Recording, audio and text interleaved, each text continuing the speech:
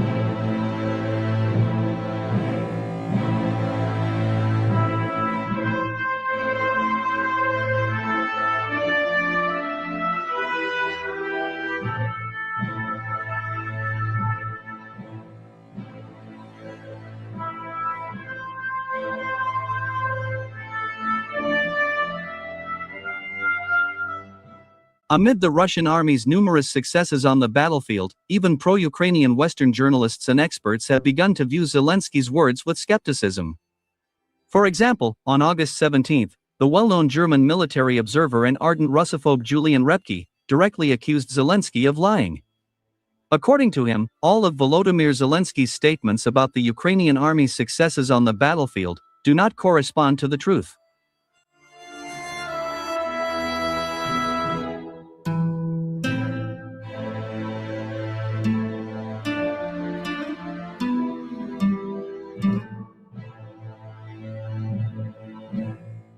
The thing is that the German journalist thoroughly studied the Ukrainian and Russian battle maps. He also spoke with dozens of war correspondents and independent experts. As a result, Julian Repke concluded that the Ukrainian army counteroffensive, announced by Zelensky, did actually take place. However, the successes of this counteroffensive, as announced by Zelensky, turned out to be a blatant lie. According to Julian Repke, the Ukrainian army has not managed to regain control of even a single settlement.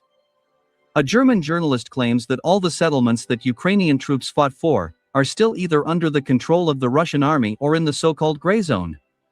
My dear truth seekers, it's worth noting that Julian Repke is not the only one accusing Zelensky of lying. Numerous independent Ukrainian experts are making similar statements. According to them, Zelensky is deliberately lying about the successes of Ukrainian troops to show Western allies that the Ukrainian army still has offensive potential. They claim that Zelensky is doing this to make sure Western leaders will continue to provide financial and military assistance to Ukraine.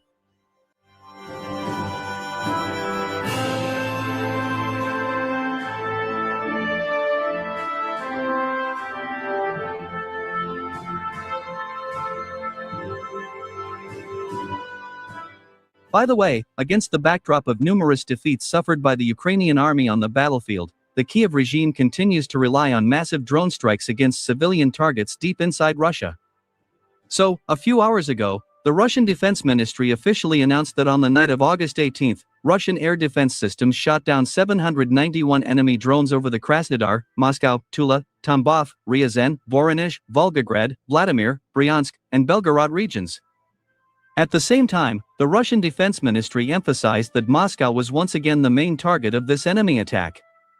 However, unfortunately for the Kiev regime, Ukrainian drones have been unable to break through to the Russian capital for more than a month now. My dear truth seekers, it seems that the new Russian air defense systems that I told you about in my previous videos have indeed proven highly useful and effective.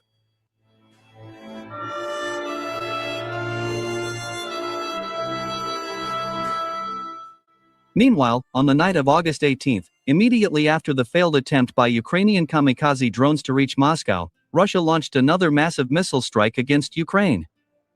This time, independent monitoring services recorded 50 powerful explosions in regions such as Kiev, Odessa, and Dnipropetrovsk. This time, the targets of Russian missiles and kamikaze drones were once again production workshops, port infrastructure, ammunition depots, and energy facilities. So, in the northwestern part of Kiev, Russian missiles and kamikaze drones hit 3 thermal power plants and 1 weapons depot. Simultaneously, numerous explosions were recorded in the settlement of Brovary, located 24 kilometers from Kiev. Unfortunately, as of August 19, there is still no precise information about exactly what Russia destroyed in this settlement.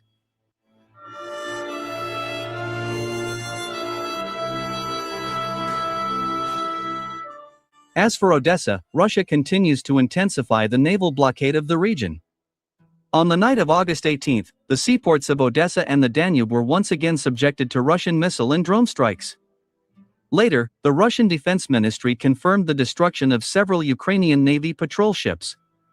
Moreover, Russian missiles also managed to destroy several secret warehouses and hangars, where the Ukrainian army stored maritime drones that NATO countries had supplied.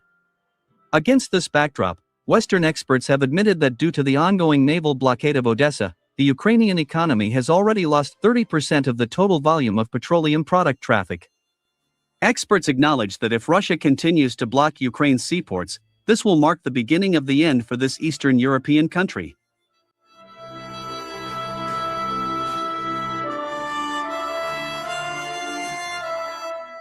And finally, in the Dnipropetrovsk region, in the eastern part of the city of Kryvyi Rog, 3 North Korean KN-23 ballistic missiles for the first time struck the largest metallurgical plant, ArcelorMittal. At the same time, it is reported that the damage caused by this strike was so severe that Ukraine had to shut down most of the production workshops of this plant. It is noteworthy that this plant was considered one of the most heavily guarded in Ukraine and remained untouchable for 4 years. All of this indicates that with each passing month, the Kremlin is granting Russian generals increasingly greater freedom of action. Meanwhile, North Korea's foreign minister, Cho Sun-hui, stated that Pyongyang will continue to support fraternal Russia in its struggle against Western imperialism. Furthermore, she also said that Moscow and Pyongyang present a united front to the creation of a new, fair world order. Well, my friends, against this backdrop, information emerged that shocked both the West and Ukraine.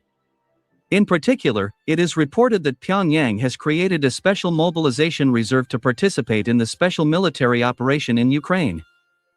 Moreover, sources have confirmed that more than 50,000 North Korean citizens have already expressed a desire to go to Russia to participate in combat operations against the Ukrainian army and NATO forces.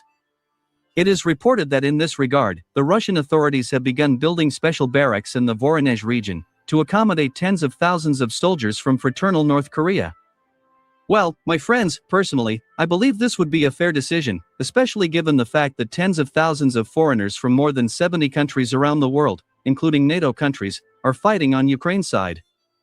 Moreover, it is reliably known that currently, nearly 30,000 people are fighting on Ukraine's side, and among them are active duty soldiers and officers of the North Atlantic Alliance.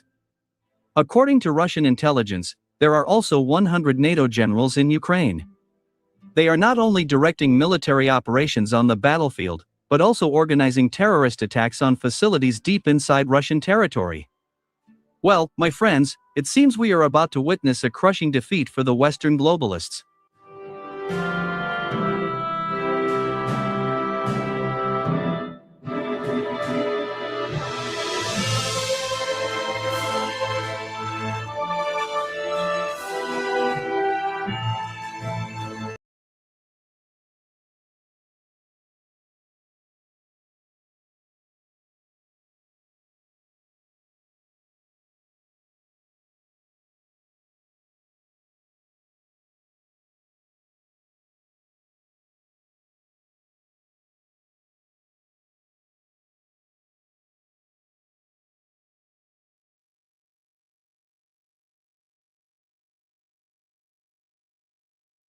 And that is where that interesting how do you word this kind of exercises. They call them the Olshi Freedom Shield Joint Military Exercises. It started on August 17th, 2 days ago. And this, despite the last minute order from Trump. Why? Because Trump, of course, knowing how Trump is, wanted to substantially reduce American involvement. And by the way, you know how he did this? Is through social media. That tells you right there, how a sitting president conducts foreign affairs. Doesn't matter what level it is. So, and this, by the way, didn't start last time. That started about 10 days earlier, before the scheduled, I think, 10 or 11 days of drills were set to begin.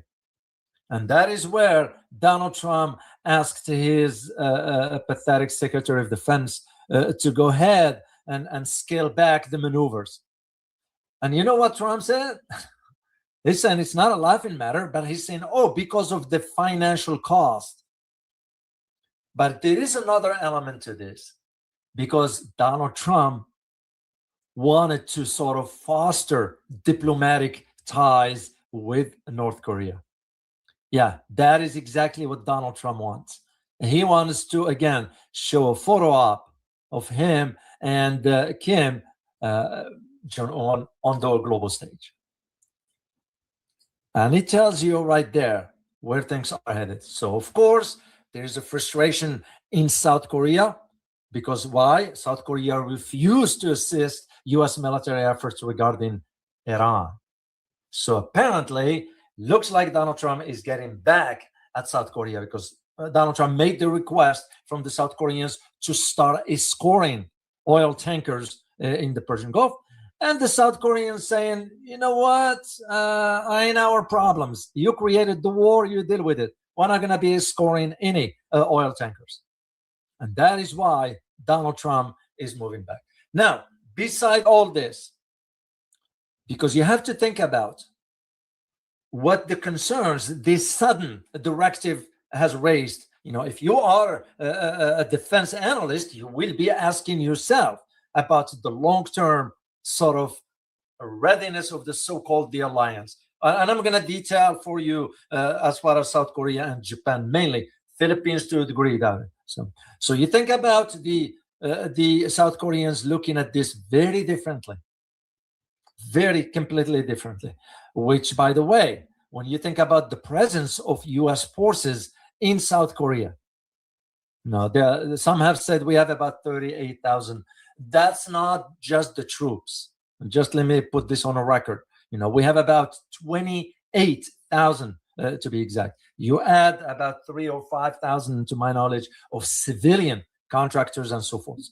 But that's beside the point.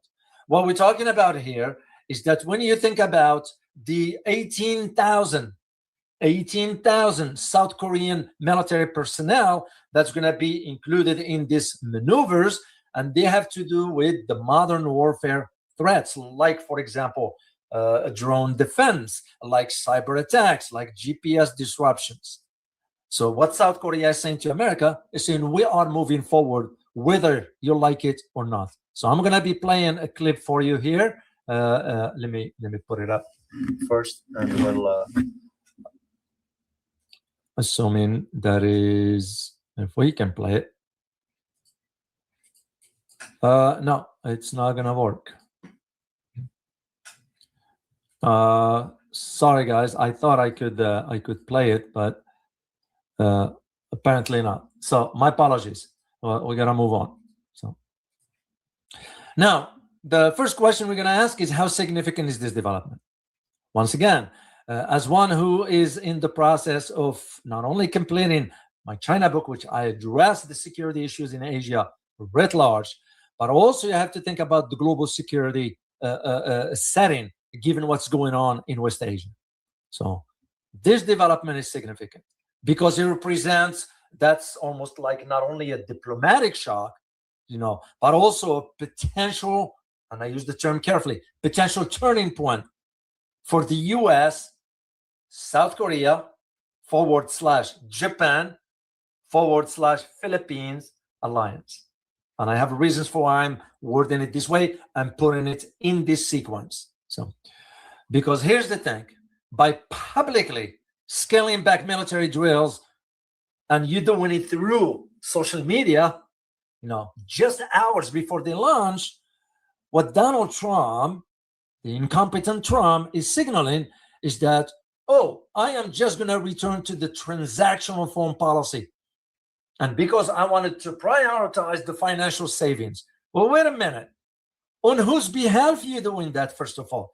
On behalf of the American people? I don't think so. It's because Donald Trump's, with his corrupted family and so forth, this financial savings, it's not for the American people. It's for the Trump family. The second part of this is the traditional security commitments. So, because what this move, whether you agree or disagree, beside the point, I'm providing you the logical argument that exists on the table as of now.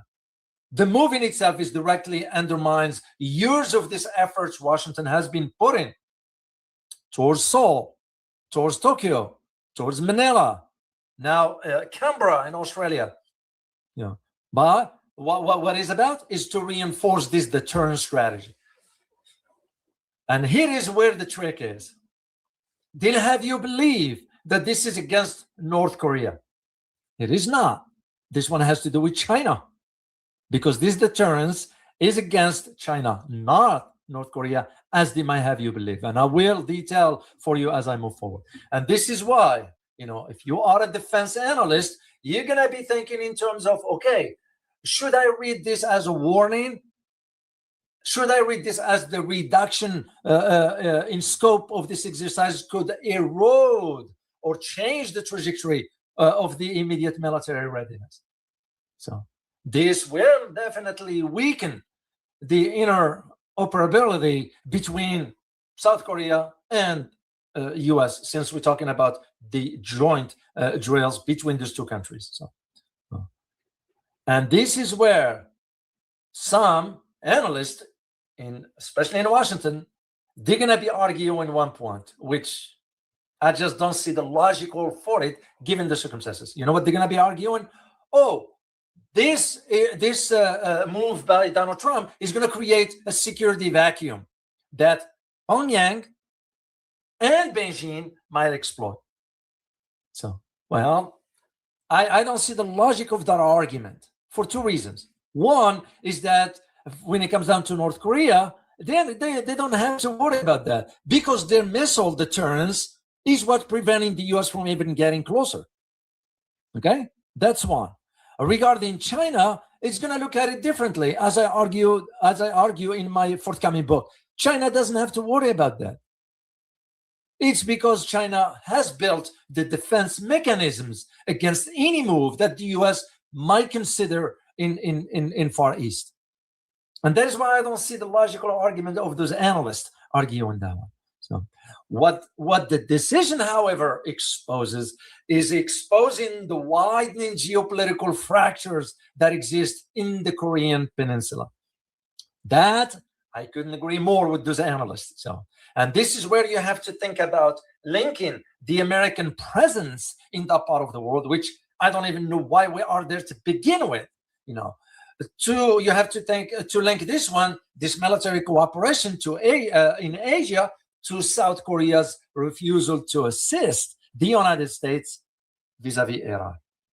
Because remember, South Korea is to buy oil from Iran. And as a matter of fact, a few years ago, we, the United States, gave the order to South Korea to release the frozen funds to Iran. That shows you right there. Is South Korea some sort of an independent state? I'll let you decide for that. So, and this is exactly why, for now, what we're noticing is that South Korea is moving forward, is proceeding with the drills to demonstrate to America that, we can count on our own defense capabilities. Yeah, South Korea has some, but at the same time, what are they afraid of? North Korea is going to invade? No, North Korea has no interest in that. Is we have to think about the regional security issues pertaining to something like this. That is where you have to start to think about, put yourself in the shoes of the other countries and start to think in terms of how much confidence should we have in the American reliability. It's because this friction between South Korea and the United States now complicates the ongoing negotiations regarding the defense cost sharing. And that in itself, if I am to read this correctly, the way I read it is that it's going to force Seoul to reconsider its long-term strategic reliance on the United States. It's the same argument I've made about Taiwan. Taiwan is certain politicians in Taiwan, not all, of course.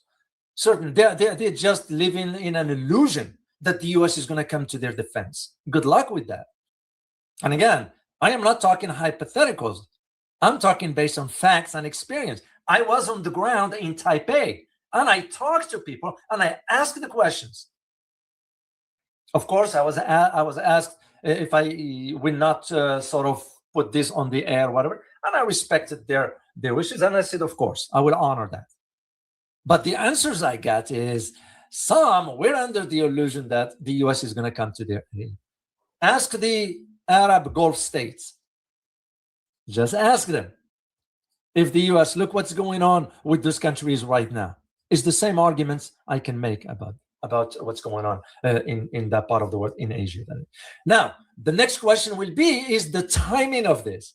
Like I always say, and I'm sure you remember when I said this, that nothing happens in a vacuum when it comes down to geopolitical matters. So the timing of it, the timing of these developments is very crucial. So because it coincided, of course, the start of this All-She Freedom Shield exercises, the drills, that is. Okay, that's one. And by having Donald Trump issuing this reduction order just hours before the drill starts, what Donald Trump, the guy doesn't think beyond the end of his nose. He didn't think in terms of what he created. What he created basically is an immediate logistical and a nightmare, strategic confusion for the military planners, not just in Seoul, but in Washington as well, at the Pentagon. So, because a last-minute disruption, and again, beside the point, we think logically here and pragmatically, as we always do here in this channel. These last-minute disruptions, because it caught the South Korean officials by surprise. They didn't expect it. So, and that forced them now to adapt and change their operational plans in a real time. They don't have a week to do that because it was scheduled. Because remember, optics, when it comes down to naval exercises like this, the whole world is aware of it. They might not pay attention, but at least they're aware of it. But can you imagine the image of it? The exercises have been canceled or postponed. Just think about it. That's like what I had a chance to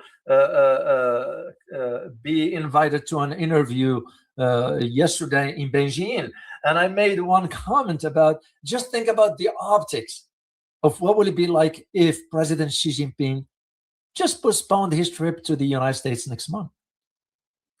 Think about it, the optics of it. That's exactly what I'm talking about here. So when you think about something like this, it's going to maximize the political impact of it. And that, by having that, it's going to send sort of a clear, as clear as it gets, a signal of the American policy shift in the area, the regional allies and so forth. So, and that is, again, because you think about it this way, it's very important.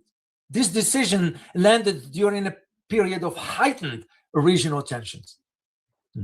Remember what happened between Philippines and China. What's going on between Russia and Japan, which I will touch on soon. What's going on between South Korea and North Korea, which a lot of media, by the way, didn't report that. I am here to report to you the fact that the South Korean president is open to talking to North Korea. The media here will not want to mention this one here. And that's, again, why I'm talking about the timing of this, the importance of it, beside the regional tensions that exist and so forth. So to scale back, this scale back that Donald Trump embarked on, really happened during the time of friction over the defense cost. Why is this important? It has nothing to do with South Korea. It has to do with what Iran exposed the US, the war of attrition. Remember, and I have a very interesting clip for you at the end to highlight to you that who's dictating the terms right now of the Iran-US war. It is not the US, as they might have you believe. It's Iran, and I'm going to prove it to you when we get to the end here. So, and this also takes place. That's what I'm saying. Why Washington thinking in terms of, okay, I'm going to do this and nothing's going to happen. No, it does. It does. It's because there is the upcoming defense cost sharing agreements between Seoul and Washington. So, and what the U.S. wants to do, it wants to weaponize the drills as a leverage. This is what you need to understand. Because if I were sitting in Beijing, I will be reading it this way. If I were sitting in Tokyo, I will be reading it this way. If I were sitting in Manila, I will be reading it this way as well. The US is weaponizing the drills. That's the point of it, which means if it happens in South Korea, it will happen to Japan, it will happen to the Philippines, to Australia, or any other so-called allies, which I call them vassal states. It's not allies. And this is where making this sudden reduction of a major defensive exercise highly sensitive. And that is why it's very, very important. And by the way, let me just share something on the record here. Just for people that I don't know, some might know, some might not. The Korean War remains technically unresolved. Yeah, that Korean conflict has never been resolved, by the way.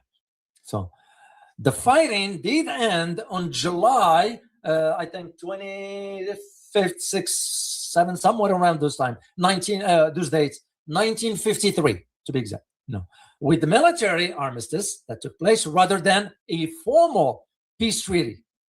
And there is where you have the two countries, and I'm going to share a map with you to show you the DMZ, the demilitarized zone there. The two nations, the South and North, remain divided by the DMZ, demilitarized zone, and are technically still at war, aimed the ongoing political tensions and periodic diplomatic overture. That is where things are. So what the media is now reporting is that South Korea wants to reach out to North Korea and negotiate something. What that thing is, I do not know. So, and this is where you have to understand the reality of this U.S. South Korea exercises that now the U.S. is kind of cutting down, but the South Koreans are moving forward. This is a picture of the South Korean military displaying the ballistic missiles. And this is an old picture, by the way, that goes back to 2025, based on the record that I found. Now, the other thing you need to consider is this one here. Why is this important to understand? Think of Iran when I shared when I shared the pictures with you. This is North Korea's ballistic missiles. And this is why I've always argued that the United States will dare to threaten North Korea, because we know what the outcome is going to be. That is the point. And if you think about this, you have to think in terms of how far back it goes. And here's a picture, and I'm going to send you, actually not send you, I'm sorry. I'm going to post the link in the chat box for you. I used this link here when I wrote my China book, because this is an academic source if you are interested in reading about it. My point here is to highlight to you the development of these programs and the amount of testing. Look, when during Kim Il-sung, the first, the founding father, 84 to 94. Look at the number of tests. There weren't many. Kim Jong-un, Kim Jong-second, 1994 to 2011, start to increase. But look at this time under Kim Jong-un, from 2011 to 2019, the amount of testing that is going on. And that should highlight to you where North Korea is moving forward with this. So, and that is why you have now a South Korean president is calling for an independence in the wake of Trump's call to cut the joint drills. So I'm going to have to push back against this particular statement. Why? It's because saying one thing and doing it is the different things. So I will be watching if this South Korea is strong enough from a leadership perspective to move forward with this, or he's gonna fold under the U.S. pressure. Because remember, we have about 35,000, 28,000 troops, but almost 37,000 total of U.S. presence in South Korea. I feel like we're almost invading that country. So, and that is why it's important to understand these dynamics, and I want you to put it within the proper context. If the truth matters to you, hit like, subscribe, and tap that bell. No spin, no agenda, just the stories they don't want you to know. Don't watch from the sideline. Be part of the movement. Your support keeps the truth alive. Thank you. Now, the next three questions, which falls at the heart of all this. And I'm going to share with you my own analysis, my own perspective, vis-a-vis what is China's perspective on these developments, what is Japan perspective, and what is the Philippines, given those the latter two countries, Japan and the Philippines, are under the thumb of the US. China is not, of course. So let's start with China, which I found very, very interesting and fascinating to understand the development of this. From China's perspective, China generally views the Oshi freedom exercises as a destabilizing maneuver. Because, and again, like I said earlier, if I am to be sitting in Beijing, I will be reading this development differently than what the mainstream media here in the West portray. Because to China, to the strategists, to the military planners, to the leadership in Beijing and so forth, they are looking at this as a hostile external tool, using South Korea to aggravate the security dynamics in the Korean Peninsula. This is how I will read it in the. That's how I will read it in Beijing, and rightly so. Because to Beijing, or they're not going to say it openly, but rest assured, they're going to welcome any scale back of the American military presence near their vicinity, sphere of influence. Because remember, now when we talk about Asia, we're talking about who's the most dominant force. I'm not saying that China is flexing its military and trying to impose its way on those countries. No, China's not doing that. It's just by any metrics you measure who is the most dominant power in Asia as of today is China, no other. And I'm going to tell you in a second why China is not interested in the global aspirations for this. And that is why to China, this will be good if there is a scale back from its immediate sphere of influence, because it validates Beijing's long-standing position, which I've argued this since the 90s, when we were starting to expand our presence, is that, and that position is that massive US drills will provoke North Korea, and that in itself is going to fuel a dangerous regional arms race. Why do you think North Korea is going ahead with testing certain types of missiles? Why do you think the US has stopped provoking North Korea? Because they know North Korea is not going to bluff. And if they are threatened, they're going to fire. And all their the majority of their missiles, they are within range to all. Look at this picture here on the left side. The 150 kilometers, the 300 kilometers, and the 500 kilometers. So think about what is within those range. US bases, US personnel, US forward bases, and so forth. That is exactly why China's thinking about it that way. Over the long term, Beijing is going to have to, if I am, again, to advise the Chinese government, and I'm sure they have qualified individuals who know exactly how this dynamics, but if I were to advise Chinese for one day, I would say you most likely have to fill the gap and exploit those emerging fractures that exist between now US and South Korea. Which, by the way, we will do the same if the roles were reversed. So it's not like China's going to be doing, I always find it fascinating not in a good way.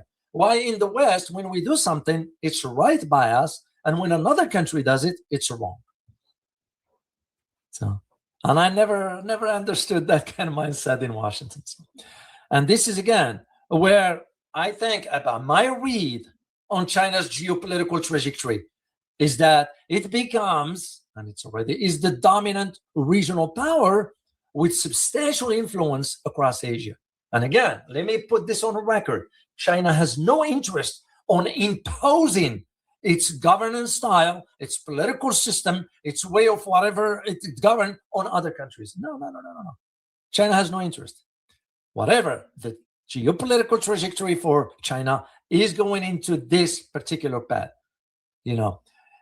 At the same time, China is deliberately, listen carefully, China is deliberately limiting its ambitions to become a global military power in the American mold. In other words, China has no interest in wanting to become a second America with 800 bases around the world, and yet a population that is suffering right here in the US.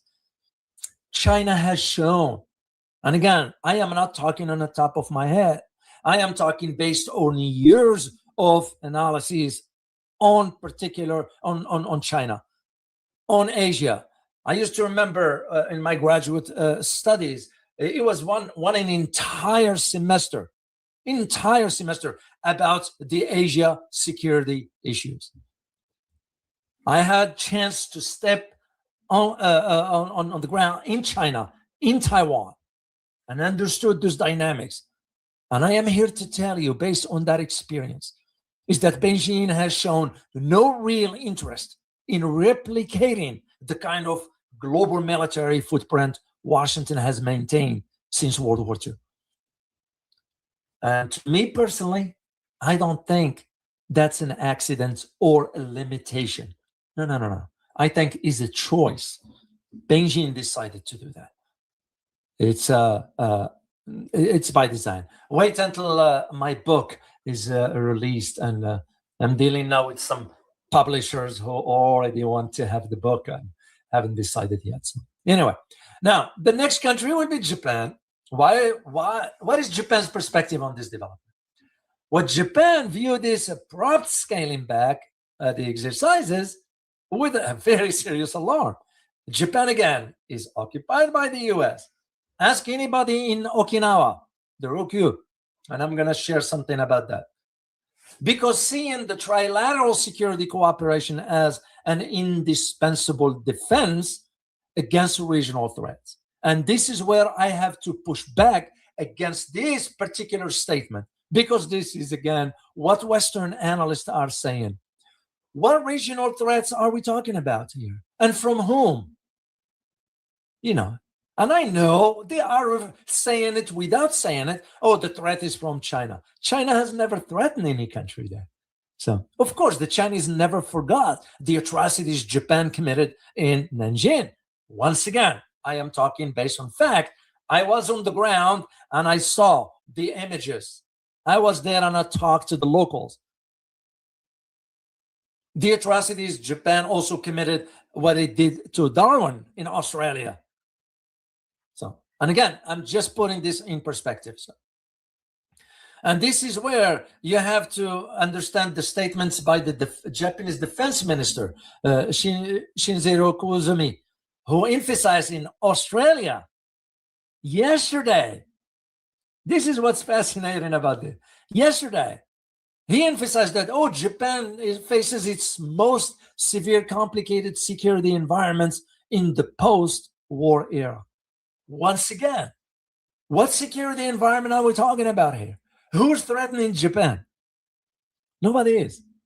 And that is why you're going to be hearing statements coming out of Tokyo, Canberra, and Manila, in addition to Seoul, soon about the importance of this security and all that stuff. Because what this particular defense official is saying, oh, we wanted to maintain the unity front between Tokyo, Washington, and Seoul in a critical, which is a critical, they're saying, to regional security or stability. And once again, I couldn't find any logical argument as to what this regional security threat is coming from. So, of course, Japan's going to say, well, we are not panicking. Oh, that's what you're going to say. However, ask any objective analyst, geopolitical analyst who is armed with knowledge and experience, and he will tell you, he or she will tell you that Tokyo, Washington, and Seoul, they are all now wondering what did Donald Trump, even Donald Trump has no clue about what he did. So, because the anxiety that is already settling right now, that is because it exposes now the region to a more sort of, and again, here is what I found it always fascinating, the wording, how they can manipulate the masses. They put in the keywords to influence your thinking. Because what they're saying is that this alliance, Washington, Seoul, and Tokyo, they are now, especially the Tokyo and South Korea, they're going to be exposed to, they're going to expose the region to a more volatile North Korea. Well, about what? If you don't threaten North Korea is not going to threaten you. So, and this is why Japan had to double down on its own defense spending. And as a matter of fact, I'm even thinking outside the box, which I will ask you the question. Do you think, in your opinion, Japan or South Korea will move forward with the nuclear option? In other words, develop their own nuclear deterrence? If you could answer in the chat box, yes and no, I will greatly appreciate it. And that's, again, when you think about what Lee Jae-myung, he's the president of South Korea, he's considering now these talks with his counterpart in North Korea, because they are realizing it's the U.S. will only going to drag them into more conflicts, and we're not going to come to their aid. Once again, use Ukraine as a case in point. And this is where you have now those countries, Japan, South Korea, Philippines, and Australia, are now starting to wonder about American unpredictability. Yeah, good luck with that. Good luck with that. So the answer to why the timing is important, yeah, the timing is exceptionally terrible for Tokyo. And of course, has to do with the flare-ups with the Russians over the disputed Kuril Islands. Let me put the map for you. Here's the Kuril. No, this is the Kuril Islands right there. So, and I'm gonna play a clip for you. Hopefully it will work. Yes, I can play it. Let's take a look. Take a listen here. It's surprising that the other clip I wanted to play for you, it didn't work, but it's okay. All right, let's take a listen here, please. Vladimir Putin has paid a visit to this remote island off the coast of Japan. So why has it got Japan's Prime Minister calling it this? Well, the island is claimed by both Japan and Russia, and it's been the source of decades of dispute. Depends who you ask, but these islands are known as both the Kuril Chain and the Northern Territories. In the final days of World War II, Russia seized the 4 islands, deported roughly 17,000 of its residents, and has controlled it ever since. It's the main reason Moscow and Tokyo never signed a peace treaty after the war. And despite multiple attempts in the decades since, there's been very little progress made in resolving the dispute.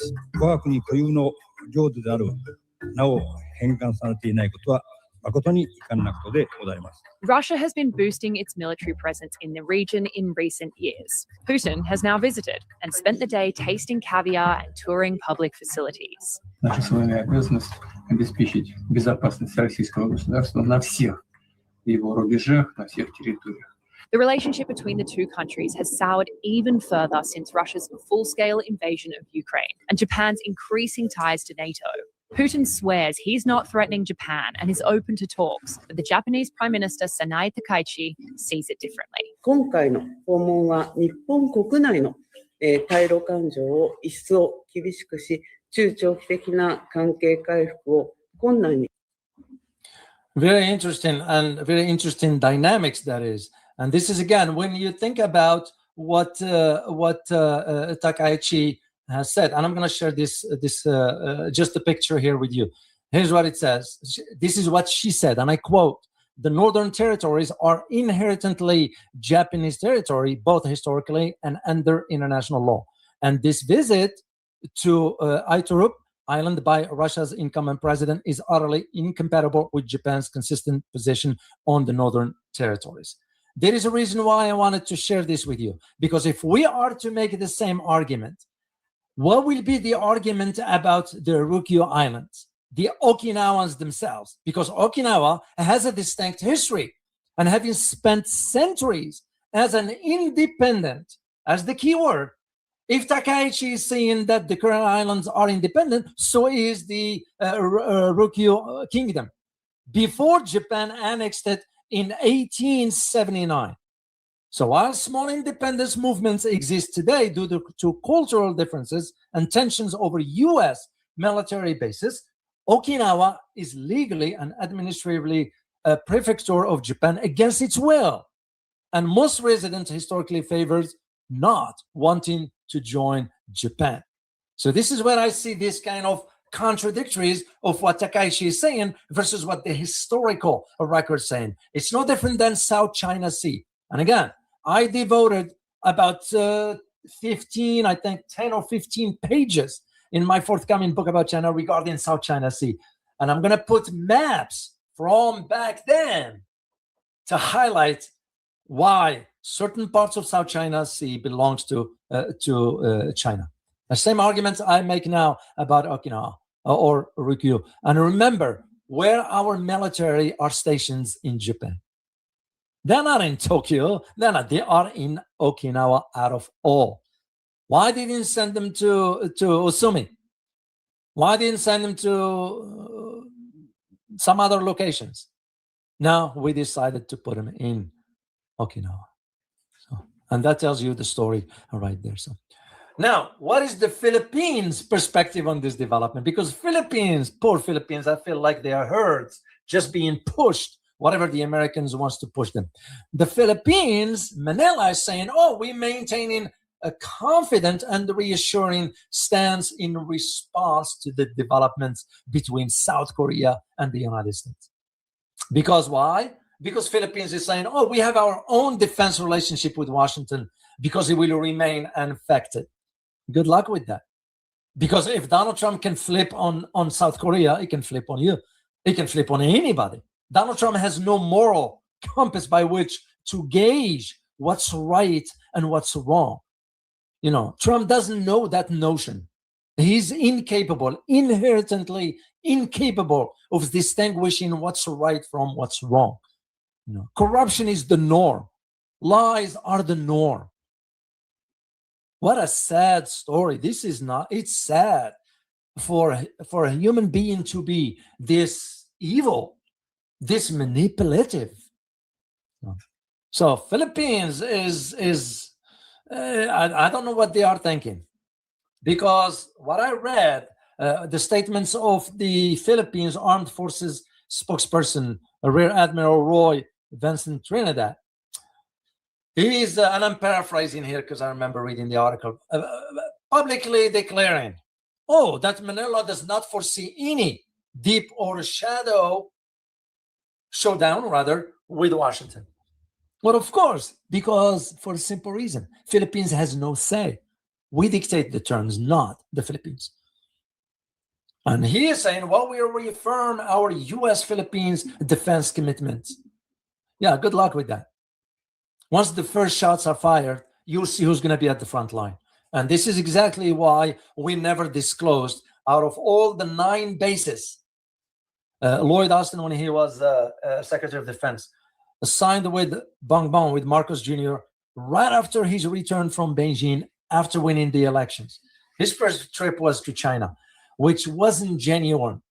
He just want to sort of just tell the Chinese, I am here to reestablish ties, economic, whatever. But in reality, he had no intentions, because following his return from Beijing, he signed that agreement with Lloyd Austin, former Secretary of Defense, about the 9 bases. But what was declared in that agreement? Only 5 bases. 4 bases will remain off limit to the Philippines. And I can guess what we will put the types of weapons in those 4 bases that they won't have access. This is no different than Pine Gap in Australia, which I'm sure you're familiar with. What I can tell you is, besides being the sensitive locations and so forth, there are certain sections inside Pine Gap that even Australians with top secret clearance will not be able to get in there. It's off limit to Australian, period. Maybe the only person who might get in is the Secretary of Defense, and escorted, of course. That's the only exception I see. So, and this is where some sort of, if you are to think about it as an independent analyst, as an independent journalist, as an independent observer who doesn't have to push an agenda of whatever, you're going to think about this, that you're going to be worrying about this Donald Trump's transactional approach. Why? Because it could really, really spark a broader concern of U.S. commitments in Asia Pacific. So when you hear this rhetoric coming out of Manila, remain steadfast, it's nothing but hypes. I'm here to tell you. So, and even to those who agree and argue, oh no, Dr. O, remember Manila just signed the newly secured $22.5 billion U.S. security package. Yeah, of course, we're going to do the same like we do with Taiwan. Keep sending them weapons that stand no chance in a real war. Well, what do you think? We're going to send them the offensive weapons? Hell no. Because we know. And for example, if we are to think about, well, where's the threat coming from? North Korea? China? And even if we are to say it is, do you know the advanced systems those countries have? Think about China's YJ-20, the anti-aircraft, the aircraft killer. That's what it's called. Which was, by the way, launched as a surprise. Just think about this. Think about North Korea. Think about the Hansong 12. And that's my point. So Manila, it can say all it wants. It will stand no chance. And this leads me to one more. I have 2 more questions. This one and the last one is, why is it important for you? This question, the one I'm going to be addressed now, is what are the geopolitical and security implications for Asia, right large? And again, I'm basing this on my recent research for my Chinese book. The analysis that I write, of course, I do write for Substack. And by the way, somebody put a nice comment for, I'm yet to find out who that person is. But anyway, the articles that I write, and then I highlight this kind of the geopolitical and security landscape in Asia. Because these developments, in my opinion, is shifting towards a highly fragmented Asia security architecture. It's because the US is doing the bidding. It's because we have somebody like Trump is in charge. By demonstrating now that the US security guarantees can be altered unilaterally, and not only in a diplomatic protocol or in a formal way, through social media. That just shows you right there the foundational trust in Washington is going down, like exactly what happened with the Gulf states. So what the Philippines has maintained this confidence due to its own recent security package? No. It's not going to cut it. Because when you ask really the countries that matter, it's not that Philippines doesn't matter. I didn't mean it that way, by the way, just to make sure.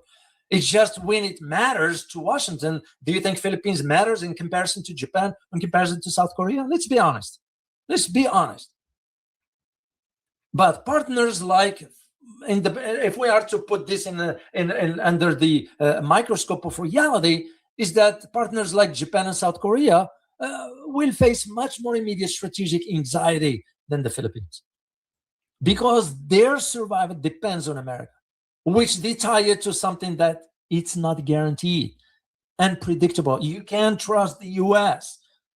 It's my country, but I can't shy away from saying the truth. And when I say the US, I'm referring to the government.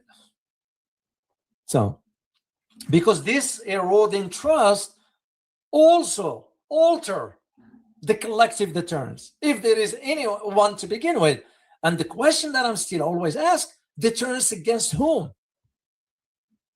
So, and this is why I strongly believe that if I were sitting in Beijing, or if I were sitting in some other country in the region there, I will think about the immediate strategic vacuum that the US unreliability and unpredictability is creating.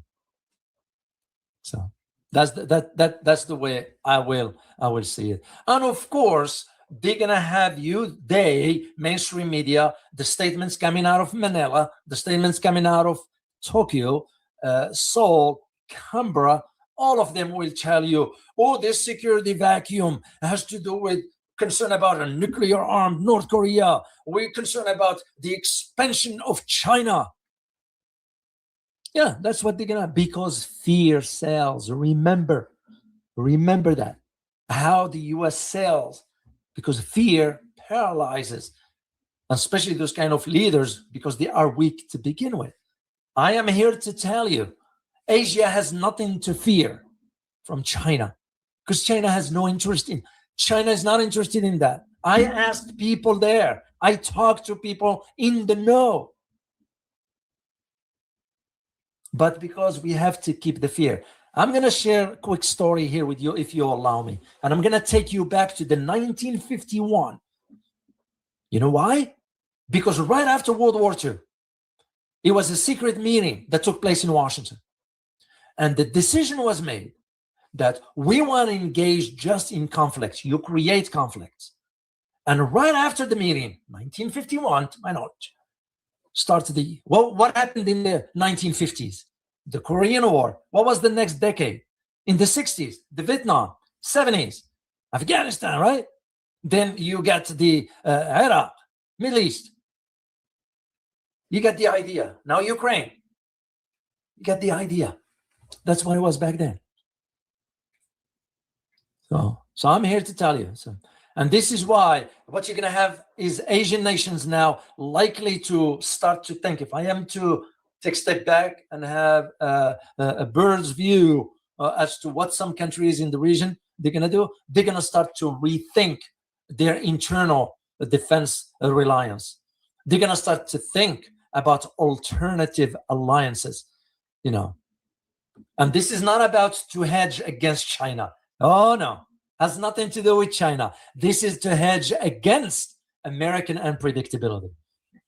So, because the common logic will be, if I were to be sitting in any capital in those countries, I'll be thinking about, the idea of, if I am to solely rely on America, it will be a mistake. It will be a strategic mistake to put all my eggs in one basket.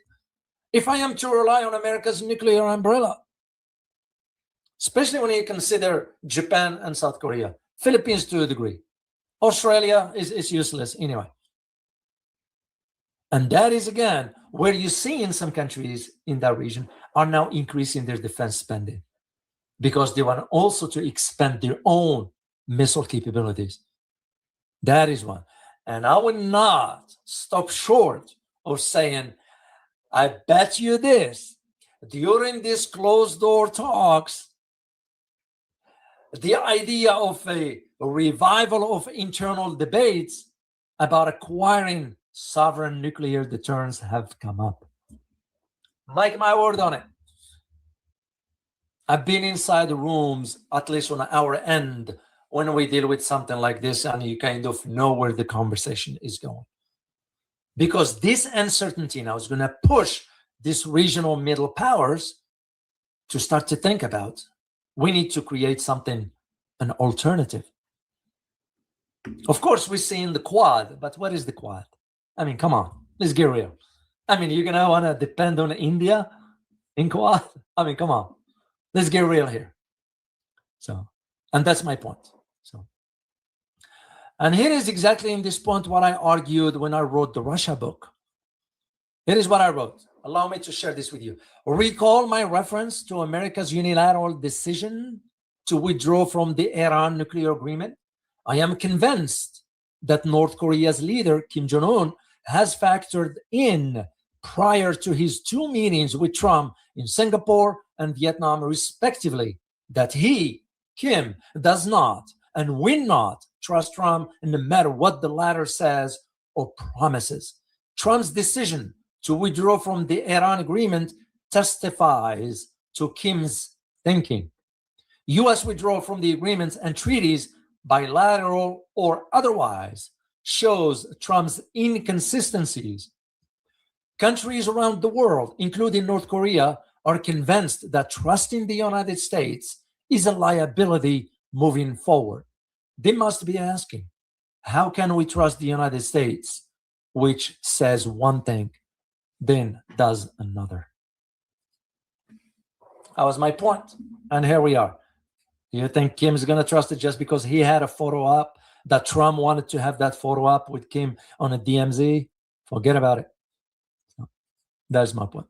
And my last question is, why should you care? Why are you decided to sit here and listen to what I have to say?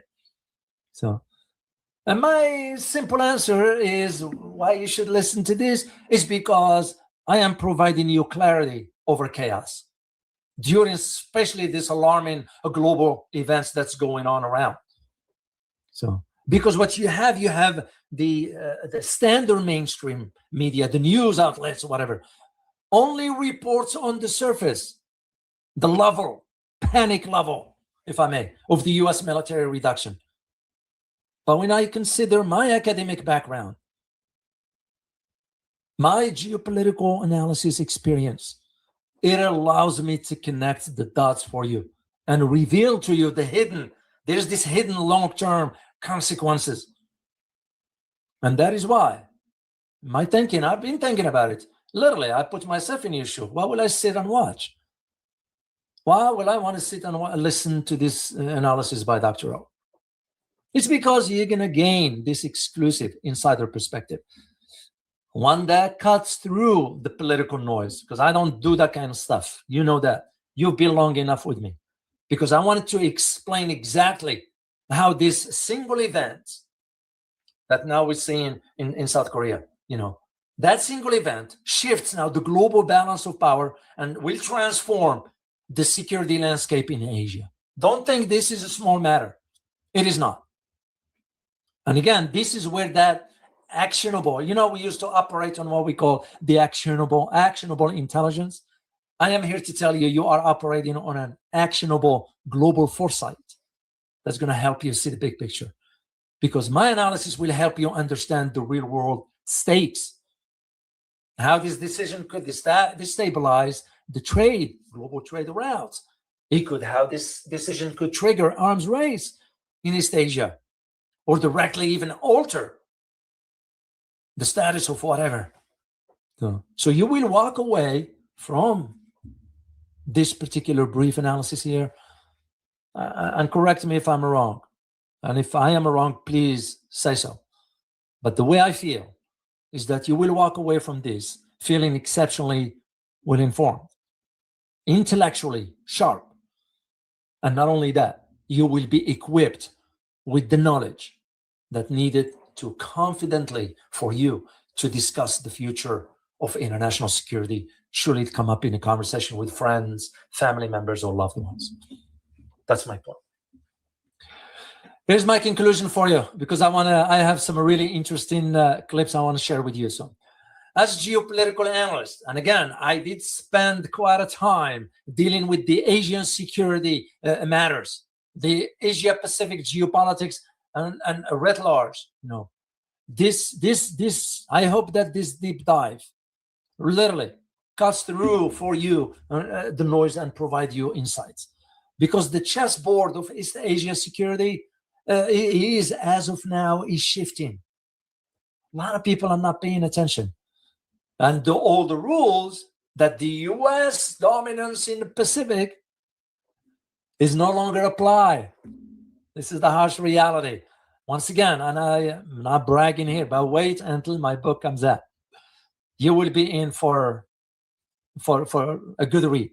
So, because, and I'm going to leave you with one question, please, if you want to answer. Here is the question. If Washington is no longer an unconditional partner, will Asia next major conflict be fought completely alone? Yeah, it's worth asking. Once again, if Washington is no longer an unconditional partner, will Asia's next major conflict be fought completely alone? So make sure to share your comments into all this. All right, let's do the clips. Oh, before I do that, let me say thank you to Contact Finn.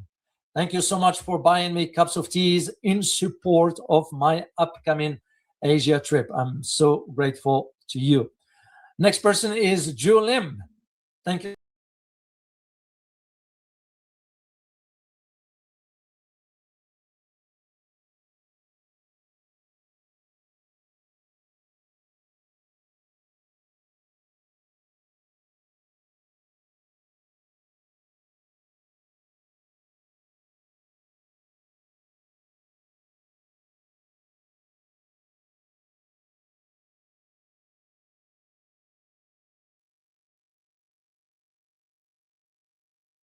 It is a remarkable piece of work, the Great Wall of China. I haven't walked it all yet, but I'll probably finish walking it before this Iran war is finally over. But more of that in just a minute. China was always rich. China was always its own world, its own civilization, needing precious little from anybody else. People were always envious, jealous of China's civilizational force. People were always trying to tear it down, break it up, and, well, get some of that wealth for themselves. If you think about it, some things change, but most things remain exactly the same. And these are exactly the imperatives that drive Western policymakers and policemen at Gatwick Airport when they're arresting 72-year-old pensioners like me. It is the unwillingness to accept that China, not us, not the West, not the Europeans who for 500 years ruled the roost in the world, invading anyone, anywhere at will, stealing their things, killing their people, destroying their civilizations. For 500-600 years, we did that. And it was unacceptable for the elites of the European powers, later Europe and North America, that they should be able, within their own territory, helpfully enclosed in a wall, do exactly as they pleased. Ban opium if they liked. Refuse British Empire opium if they chose. China would not kowtow to the invading barbarians, and, well, there was a century and a bit of humiliation in which China was forced not just to kowtow, but dismember itself, allow itself to be taken by foreigners. But those days are well and truly past. And just in case anyone thinks that that's because they've got a communist government. Let me tell you, this is a sovereign decision of the people of China. The people of China, I see them. I see them in numbers unimaginable to those of you who haven't yet been to China. I see them queuing up at the national monuments. I see them queuing up at the foundational stones of the Communist Party of China. If you are dreaming, any of you in the Western chancelleries, that the Chinese Communist Party is going to fall from power, you better wise up. There's 105 million members of the Communist Party of China, and they ain't going anywhere. So it's better, I've always thought, to accept, as Canute actually did, gets a bad rep, you know, that the waves will come in, whatever you say, whatever headline in the Financial Times or the Economist you contrive, the waves will come in. The sun will rise in the morning in the east. And it's better to come to terms with it. See if you can't, you know, cut a deal about it. Speaking of deals, it just occurred to me, not half an hour ago, that this is the actual anniversary to the day, 73 years ago. So almost in my lifetime, I was probably in my mother's tummy when it happened. The British and the Americans overthrew the elected Prime Minister of Iran and his democratic and socialist government, secular as you like. Imagine, it was a democratic and socialist government that was overthrown by your government and mine because it had the gall to seek sovereignty, to say, unless we can control the major source of wealth in our country, which happens to be oil, black gold, then we are not a sovereign, independent country at all. And if we're going to control it, we will have to own it. Because if BP, as it then was not, but later became, owns the oil under our soil, it's their oil and not ours. And so Dr. Mossadegh, as part of his election program, on which he won power, decided to take into public control for the Iranian people as a whole the petroleum reserves beneath their feet. I know, sounds terribly radical, revolutionary. How dare they? Well, for the same reason that the Chinese built the wall. They wanted to be secure, to enjoy what God had given them. But they didn't last long. And on this very day, my ancestors, if you're an American, your ancestors, your governments, your states created a coup d'etat to overthrow Mossadegh. I never met him, of course, never knew him. He lived out his life under house arrest thereafter. But I did know the widow of his foreign minister, Mr. Fatemi. And she told me a story that I found so difficult to believe, I had to go and check it. Her husband, and she was telling me this sitting in Harrods in London, her husband was executed by the British. The foreign minister of Iran was executed by the British state. There she was telling me the story, sitting in London with me, a member of the British Parliament at the time. It is almost impossible to believe the crimes of imperialism, not in dim and distant past. You know, we're talking about the 1950s in this case. And so the enmity of the colonial powers of countries like China, of countries like Iran, are both ancient and modern, and they are for the same reason. As I said on Sunday night, empire is merely robbery with violence, extreme violence if necessary. And it doesn't matter whether you've got a government that is elected or a government that seized power, it doesn't matter. They will crush you. For all their talk of democracy and liberty, that's for the birds.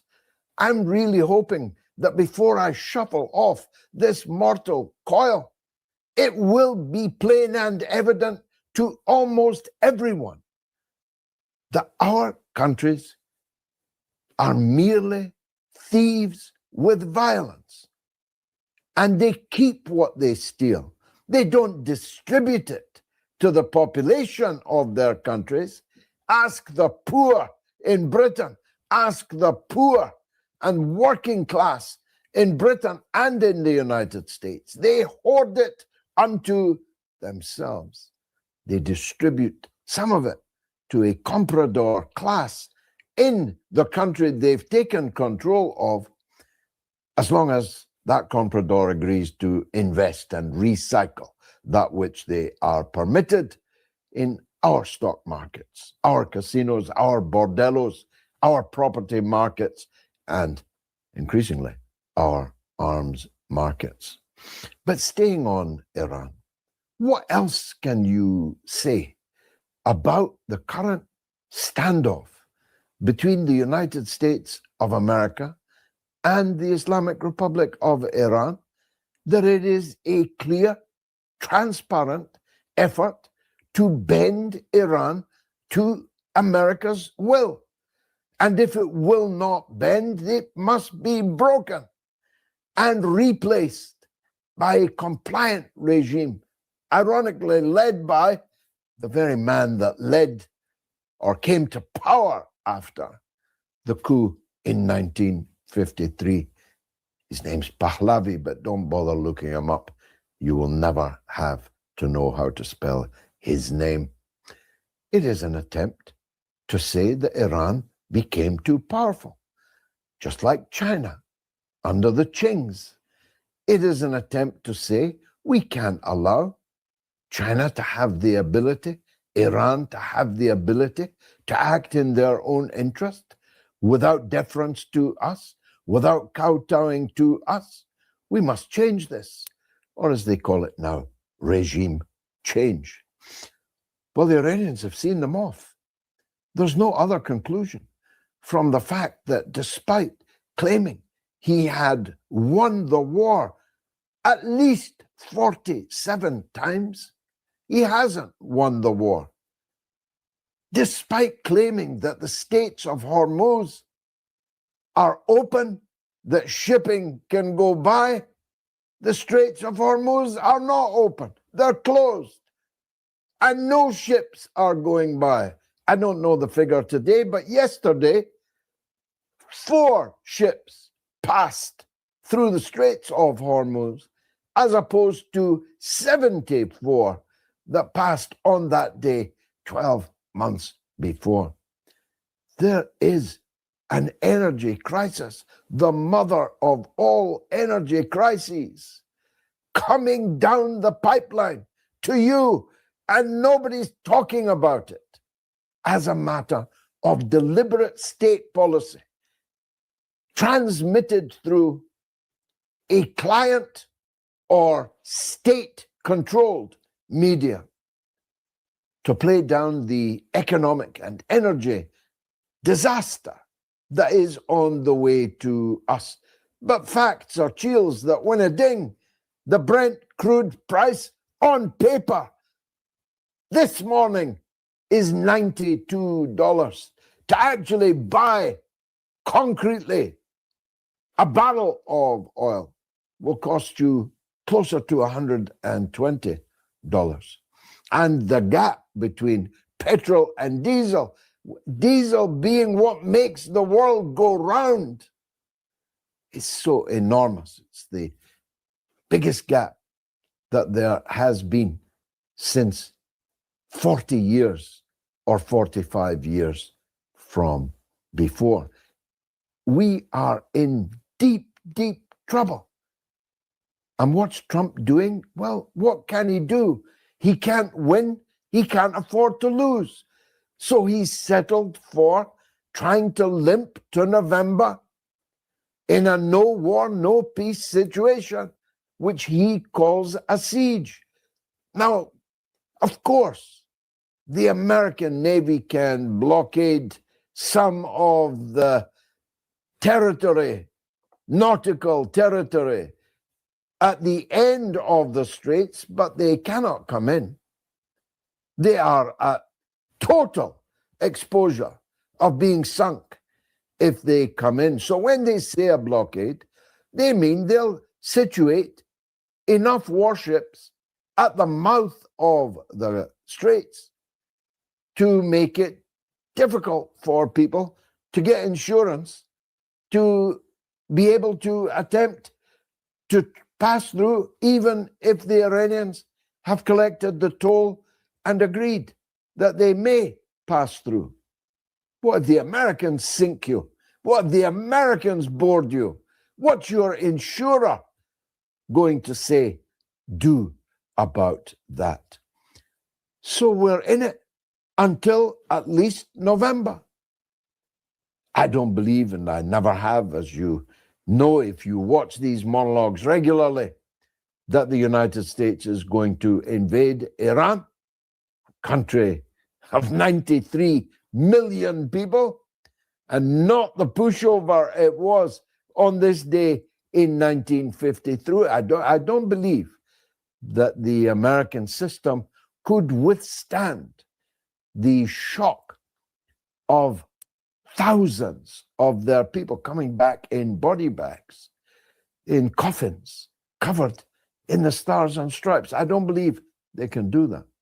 But they can maintain some kind of siege upon Iran as long as the rest of us are prepared to pay the economic price of that. And so far, we are, because we are led by idiots. And that's our fault, because we knew that they were idiots.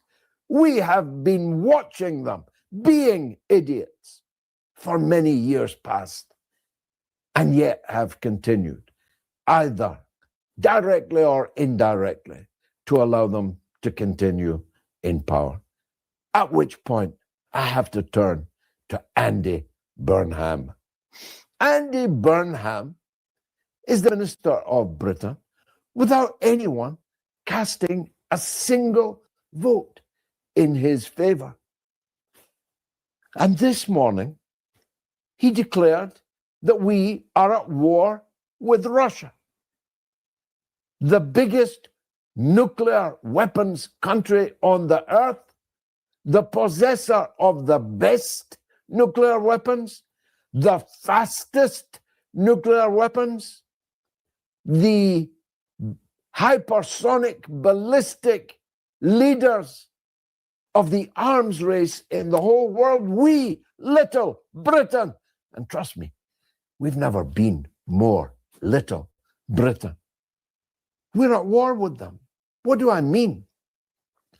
Well, the Times newspapers broke the story that the recent missile attacks that have murdered workers in warehouses, now getting into their hundreds, pensioners in their beds in high-rise flats, children on beaches, these weapons were supplied to Zelensky by Britain.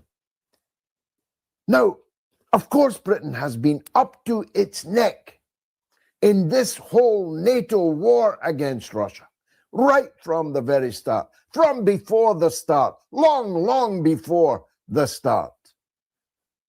But today was the first time that the British Prime Minister confirmed and defended the fact that British missiles were murdering civilians in Russia, deep inside Russian territory, that it was a deliberate act, and that Britain defended and continued to stand over the missile decisions that had been made. Now, Andy Burnham doesn't know much about politics. He doesn't know much about foreign politics. He doesn't know much about war politics. That much I've always known.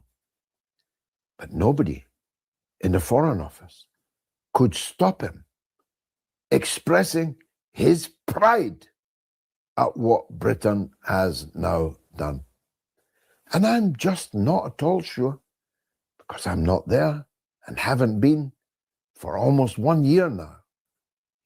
I don't know if the British people are aware at all of what that means. It means Britain has declared war on Russia, has formally entered the war against Russia. And legally and morally, Russia now has the right to land hypersonic nuclear missiles down the chimney in 10 Downing Street, in Manchester, in Glasgow, in Birmingham.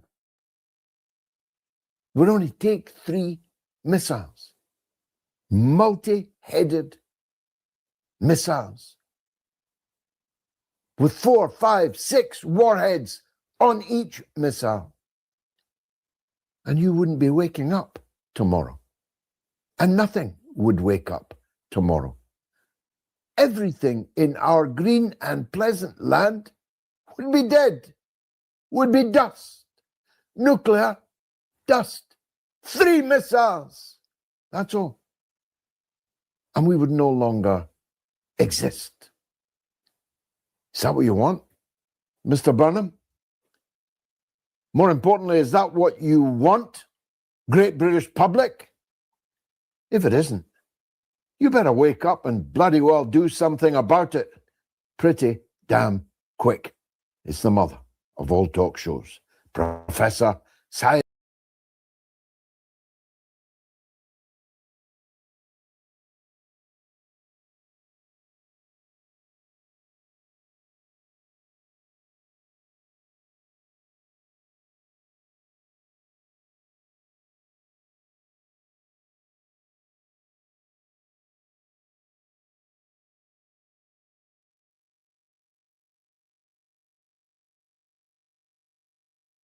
Marandi, Professor of English Literature and Orientalism at the University of Tehran. He's been with us from the start. Let's hope we're all still together at the end. Professor, thanks for joining us. I just realized that this was the very day that the British and the Americans, with a bit of help from 1 or 2 others in Europe, actually overthrew the Iranian government to make sure that they could continue to control Iran's petroleum resources. Not much different from 2026, really, 73 years later. Well, good evening, George. It's always a great pleasure and a great honor being with you and with your audience. Yes, it is. It's the same. The world hasn't changed much, has it? The only difference is that people across the world are much more awake than they were before back then. What they did in 1953 was manipulate the public in Iran, turn people against each other, use money to empower rabble rousers to do their bidding. And then, of course, they overthrew the national government, the elected government, and installed the Shah, and began a 25-year police state where they were both ruthless to the Iranian people and they were relentless in their plundering of Iran's resources. Very much like what they do on the other side of the Persian Gulf still today.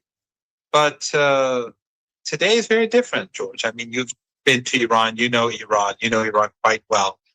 The Iranian people are very different people. They're an extraordinary people, like the people of Yemen, like the resistance in Lebanon, and those who are with the resistance in Iraq. They're very politically aware, very determined, very resilient.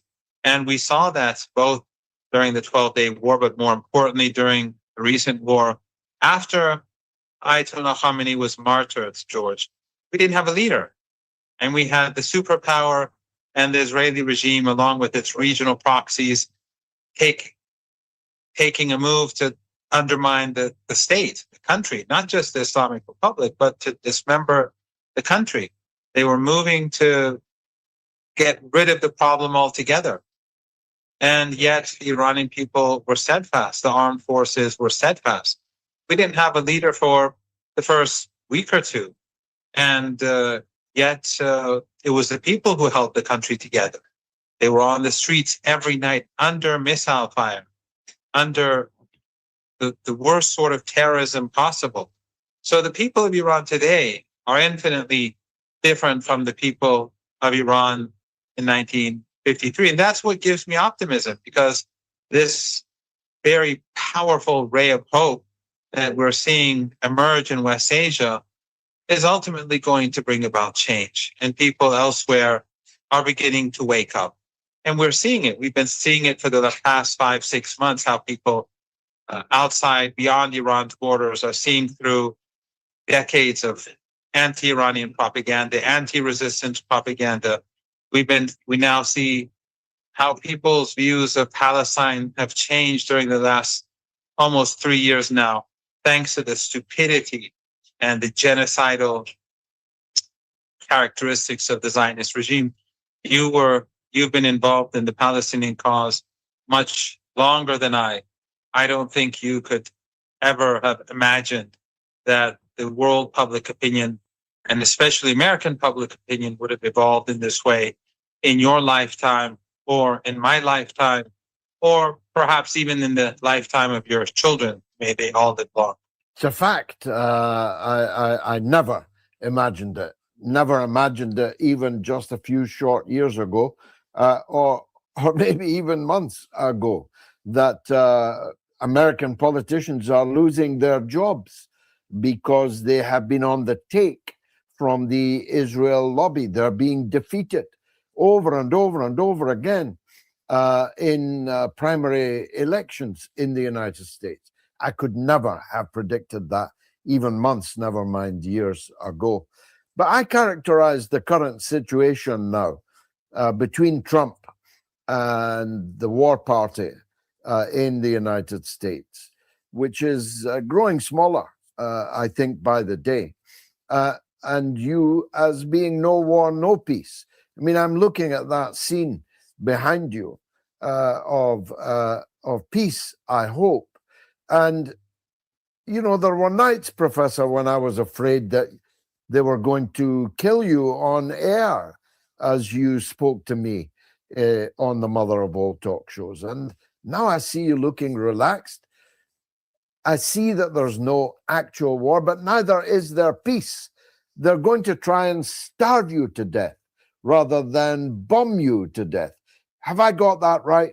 You're right, George. That's how they function. I recall that during the previous siege, after the 40-day war, when Trump failed, he began with unconditional surrender, and then ultimately he had to accept the Iranian 14-point plan as the framework for negotiations. But after that, he imposed a siege that lasted for more than 2 months. And I recall senators in the United States going on the Sunday morning talk shows saying how wonderful it is. People in Iran are hungry. They don't have food, gloating, taking such pleasure in the idea that people are hungry. That's the Epstein class, of course. And of course, it was nonsense. There was no hunger in Iran, and there's no hunger today in Iran, thank God. But that is objective. And the siege is to break the will of the Iranian people. It is to, and that's what the sanctions have been about for the last 40 some years, just like in Cuba. They strangle women and children. They take them by the throat to force them to rise up and overthrow the government. And Western governments pretend, Western elites pretend that the elites linked to the state pretend that they are the supporters of human rights and human honor and human dignity. So the objective is to bring the Iranian people to the streets, ordinary people to their knees and then to the streets. But that's going to fail. It already failed last time round. Last time round, we saw over 2 months of siege warfare, and it was ultimately Trump who had to agree to the MOU. You recall that the gap between the American position and the Iranian position was significant. And then the Israeli regime struck Beirut, and Iran said, we're going to bomb the Israelis. And Trump said, we accept your demands, and the MOU was signed. So I doubt that the United States is going to get what it wishes. I have no doubt that it will fail, in fact. And I think that after the siege warfare, the only thing that will have changed is that the world will be a much more difficult place, thanks to the Zionists, thanks to Trump, thanks to Netanyahu. People across the world will have more difficulty purchasing food, more difficulty raising children, more difficulty continuing to go on with their ordinary lives, all because of Trump, all because of Netanyahu and their genocidal aspirations and their aspirations to create the greater Israel. Well, of course, Iran could wait the siege out, and there are pressures on Trump, not least the election in November, but also economic pressures, the backlash against his insouciance about the rapidly rising price of petrol, or gasoline as they call it, is a considerable one. Iran could wait the siege out, or it could try to break out. And it's clear to me, reading, not between the lines, reading the open polemics and debates going on in Iran, even within the parliament, within the government, that there are at least two schools of thought on that. What can you tell us about the relative balance between the two schools? I think Iran is determined to defeat the United States, come what may. And the choosing of the new chair of the Supreme National Security Council clearly indicates that the leader, Ayatollah Sayyid Mujtaba Khamenei, is going to be more assertive.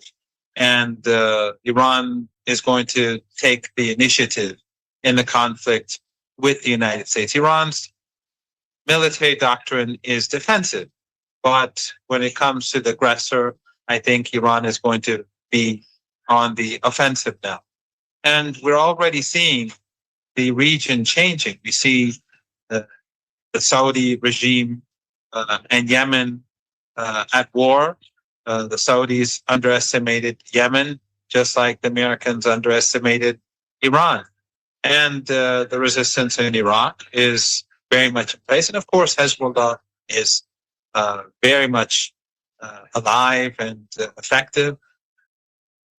The Iranians have said, George, that in order for this to end, in order for the Strait of Hormuz to be open, the United States has to accept and carry out all of its obligations. Whether the MOU is dead or alive, Iran doesn't care. Trump has to carry out all those obligations. And Iran has been more specific about what the MOU actually means. We've discussed this together before. When Iran said in Article 1 that the war in Lebanon must end and Lebanese sovereignty must be respected and the Israeli regime ultimately must leave in the war for good, in that article it also says the same is true with all the other fronts. But now the Iranians have been very specific.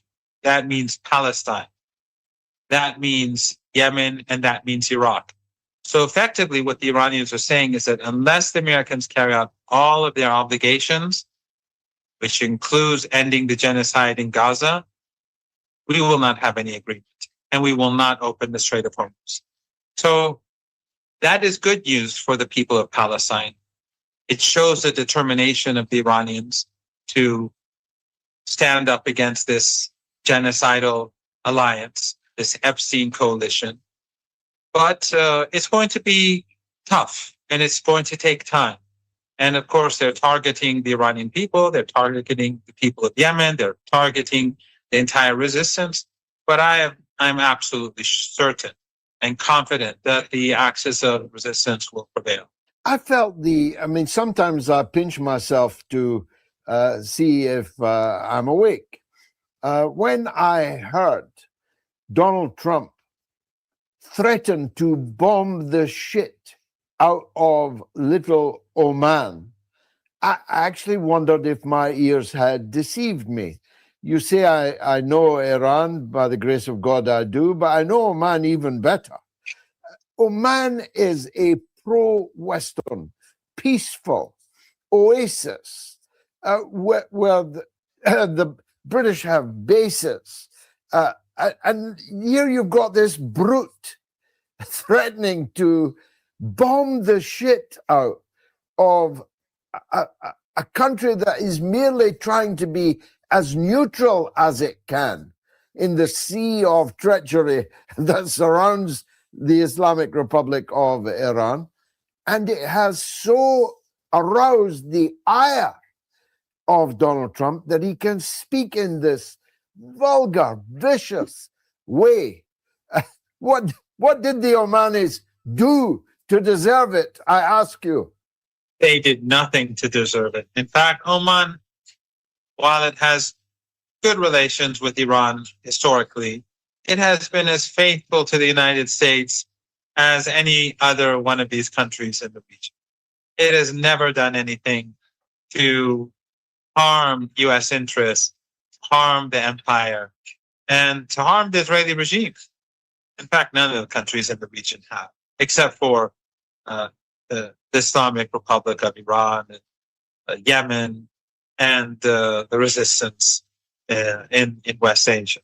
But Oman mediated between Iran and the United States because the United States wanted them to. Oman was helping the U.S. Navy until they no longer were capable of doing so because of the damage caused by the Iranians. So it just shows how the empire is in decline. I know that Trump is unique in many ways, and that he has removed the fat mask of this ugly empire, and he has removed the mask of which the facade of human rights and human values and all the other nonsense that Western the Epstein class has been throwing at us for the last few decades. But the reality is that the United States, whether under Trump or under previous regimes, they've always been ruthless to friend and foe. They've always forced even their closest friends to do their bidding. But in the case of Trump, he does it in such an ugly way that the entire world sees it and is in shock. But I think that's another sign of a declining empire. Declining empire needs a leader that reflects that decline. Well, another sign of a declining empire is the limping homeward of what we've called here the USS Stinkin' Lincoln. And some shafts of truth are shining through now. It's revealed today in the United States that the reason why there was no toilet paper, soap, or basic foodstuffs for the 5,000 sailors on board the Abraham Lincoln was that the base that they were to be supplied from had been completely destroyed by Iran, meaning, I'm presuming, Bahrain. Now, they never told us that the base had been destroyed. They never told us that they were unable to victual their flagship vessel because Iran had destroyed their ability to do so. And if you and I had claimed that Iran had destroyed it, we would have been accused of a conspiracy theory. We would have been called liars. And now it's Hegseth that was the liar, not just to us, but to the American people themselves. Yes, and if I'm not mistaken, Hegseth was accompanying Trump when he fled the airplane and left all the journalists behind and the staff behind. I think Hegseth was also with him when they were more than willing to sacrifice all of their companions and all of the journalists. I mean, the whole story was fake. Maybe he was in And the as drinks. soon as I he heard was in the the story- drinks compartment. Trump was in amongst the food and Hegseth amongst the drinks.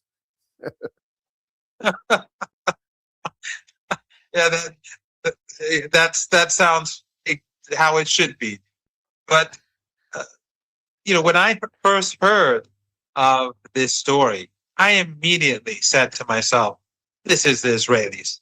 The Israeli regime is behind this. This is their intelligence." And then that's exactly what it turned out to be. And so Trump not only ignores his own intelligence agencies, he's not only obedient to the intelligence agency of a foreign regime and their lobby at home, but he is such a coward, even though the story was fake and there was no conspiracy. He is such a coward that he left all of his own people and all the journalists as decoys to get killed so that he could survive. Instead of saying, we won't take this flight, we will take extra precautions, we'll have, George, when you recall, when we went to Islamabad for the negotiations after the 40-day war, on our way there, when we arrived, the Washington Post put out an opinion piece, and the Washington Post is close to the CIA, saying that the Iranian negotiators should be assassinated. And when the talks collapsed in Islamabad, we knew that the plane that we were going to take back was possibly going to be shot down by the American regime or the Israeli regime or both. Every single person from the delegation boarded the plane, including the head of the delegation, Dr. Ghalibaf.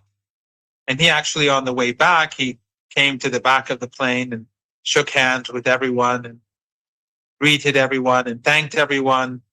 There were young men and women journalists there who had accompanied the delegation, and who just every single one, as far as I know, came back on the same flight.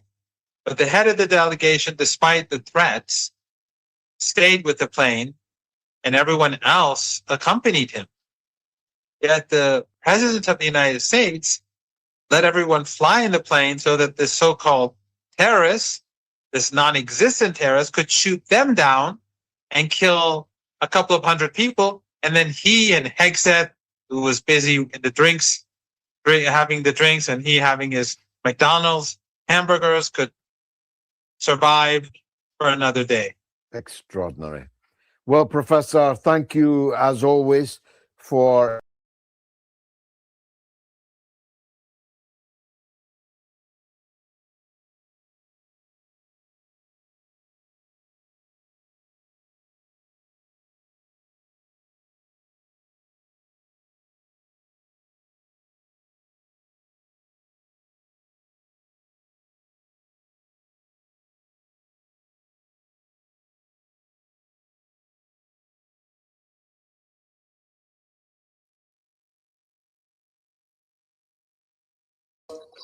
There he is. How are you? Good. Just exploring how the Chinese are kicking the United States' butt.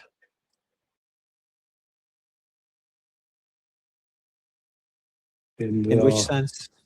With automobiles.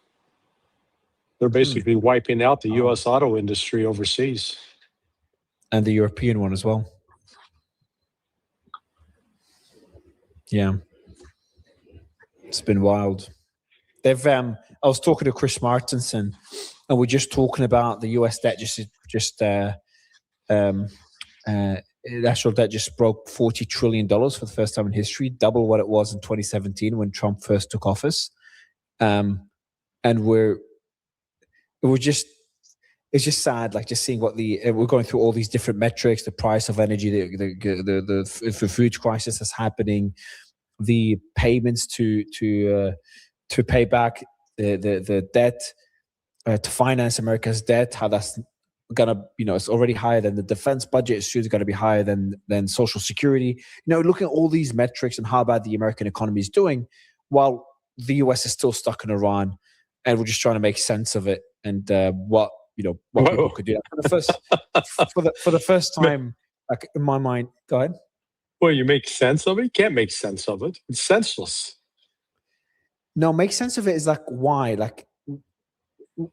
I concluded that I feel like, in my view, and I'll do a tweet about it, I just feel like the American system has been hijacked by all these special interest groups. The US was this incredible economy, this incredible country built on an incredible foundation decades and decades ago, but there was loopholes in it. It wasn't perfect. Democracy is not perfect. There's all these different countries and organizations and companies and people that found those loopholes, took advantage of them, and the economy has just been hijacked and ransacked all these different decades to get it to where it is today, and it's going to implode. And the people that will end up losing are the American people that depended on this economy. Oh, yeah.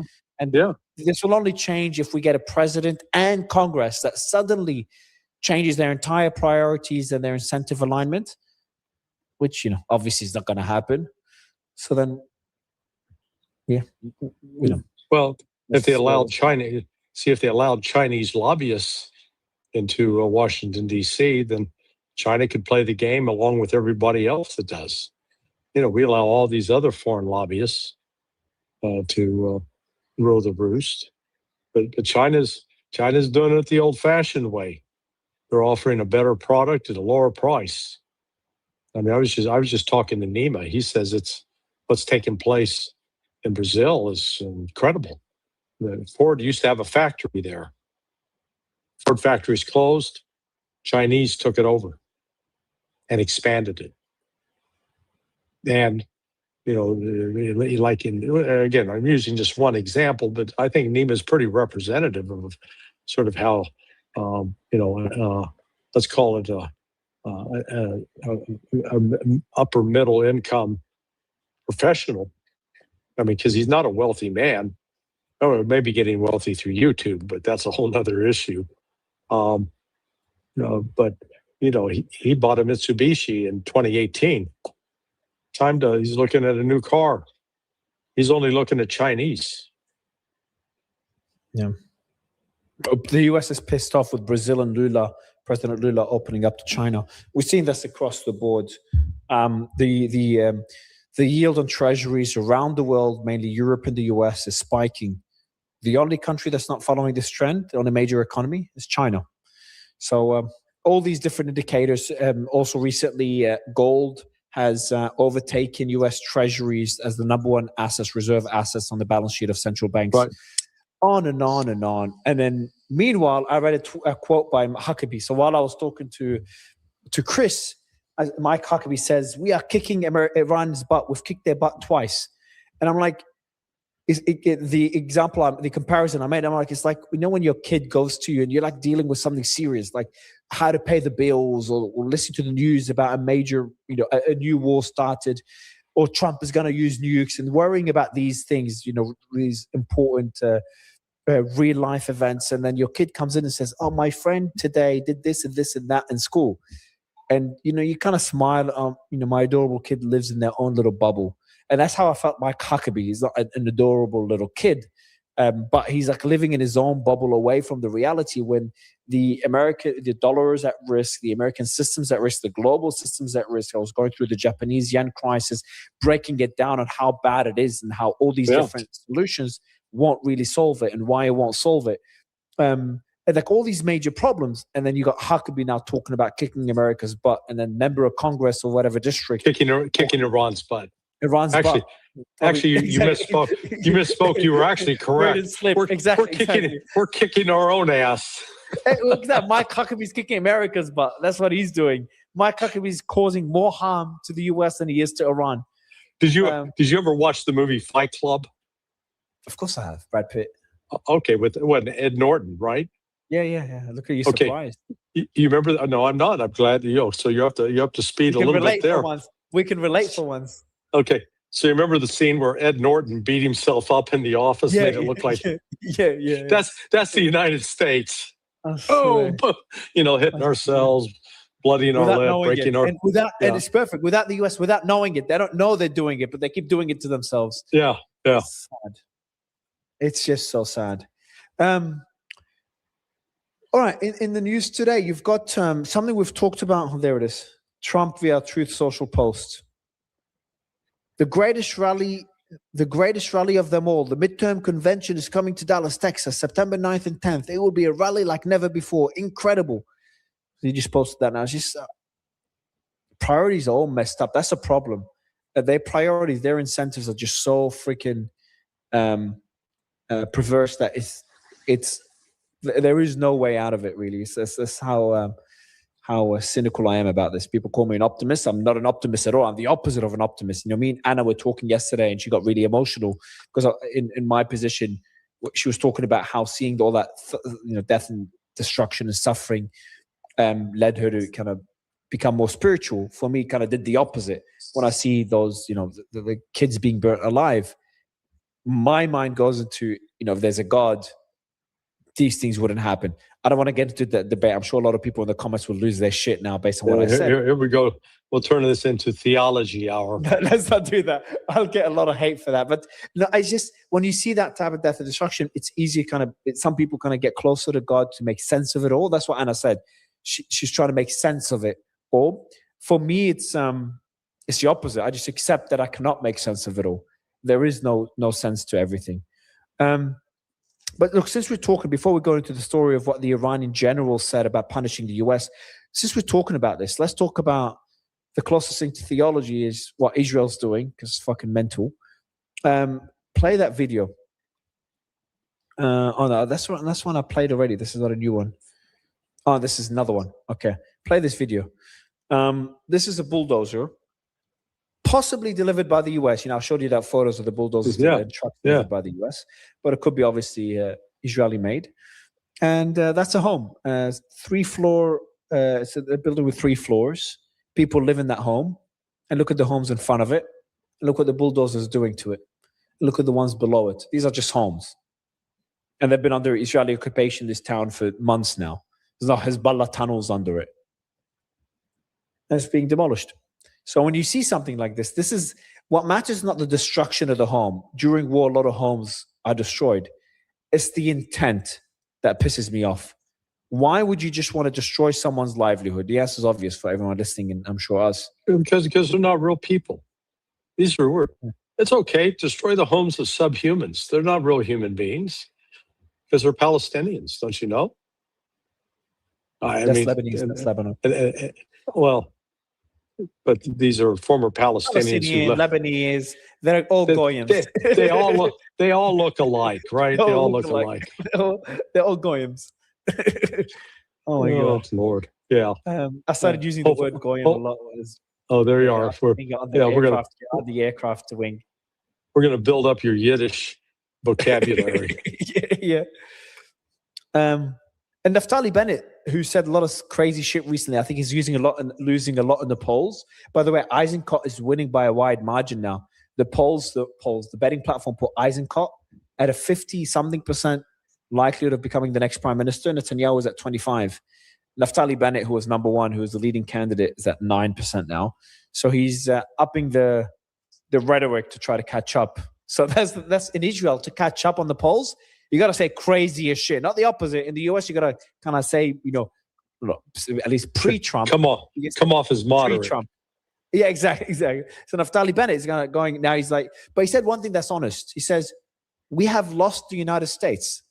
We have lost the world. We are at the most terrible low point in Israel's international standing since the establishment of the state. We have to work on this. That's accurate. No kidding. His solution, listen to this solution. In the next government, one would expect, we need to stop these forever wars. We need to treat Palestinians like people. We need to give back the land to Lebanon and find a diplomatic solution. We need to stop bombing Syria like we did yesterday. No. We need to stop talking about wars with Qatar and Turkey. In the next government, we will establish a national public diplomacy body under the Prime Minister's office. Just as there is Unit 8200 for intelligence, we will establish 8300 for the battle over public consciousness and influence. It will take the fight to Qatar, Iran, and the enemies of Israel. This time, I'm talking about it on steroids. So this is... Yeah, throw Turkey in there too. Don't forget Turkey.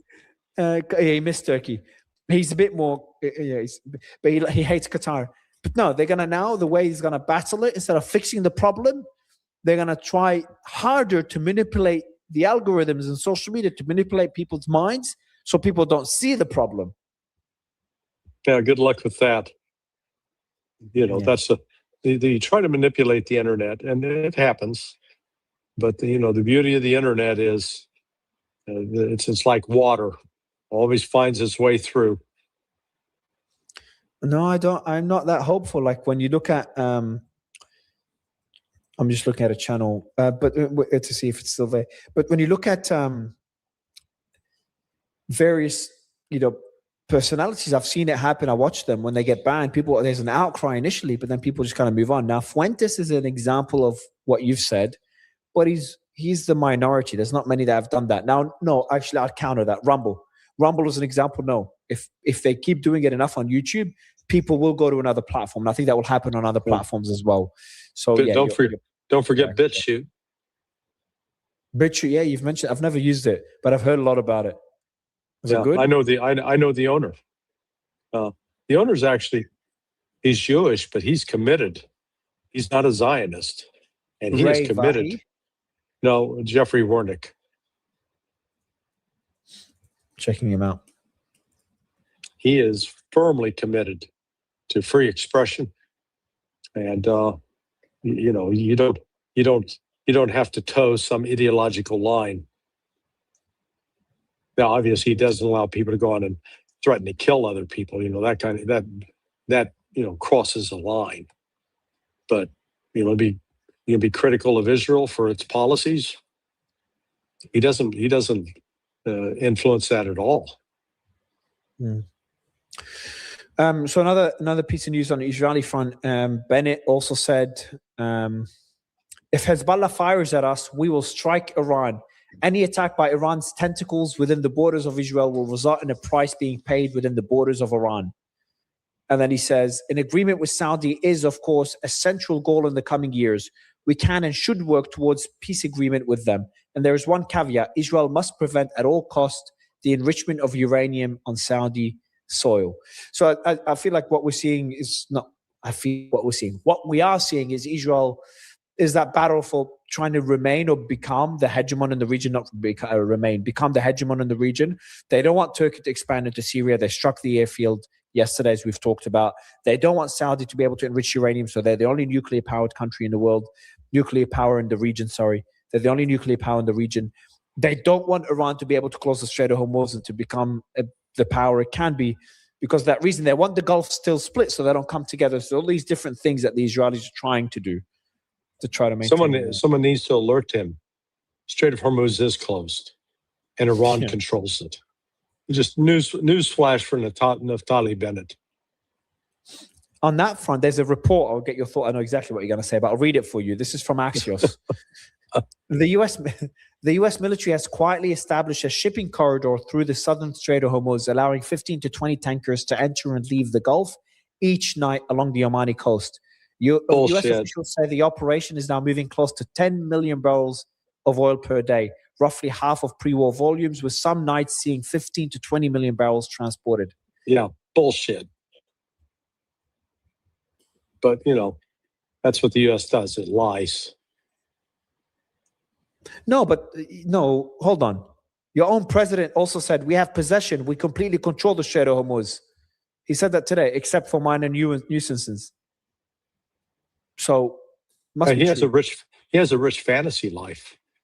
And I bet the Easter Bunny delivers his morning briefing every day.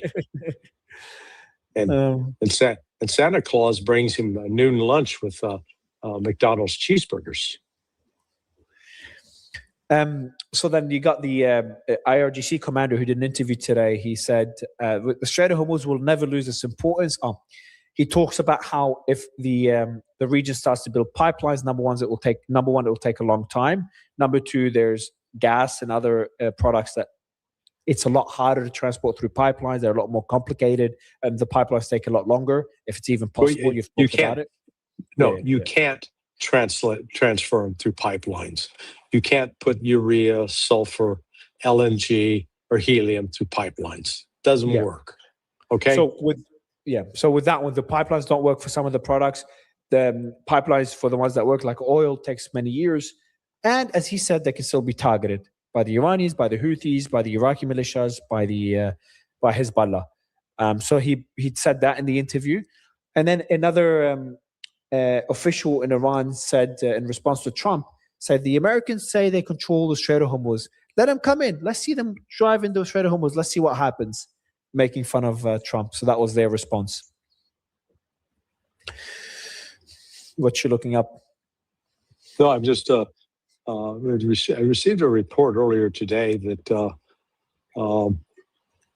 United States, working through Barzani, the president, not the prime minister, Barzani, the Kurd, put an offer into Vaidi, the head of the IRGC, offering him, a couple of $1 billion to sell out. Interesting. And surprise, surprise, Vaidi said, "You got to be kidding me." No.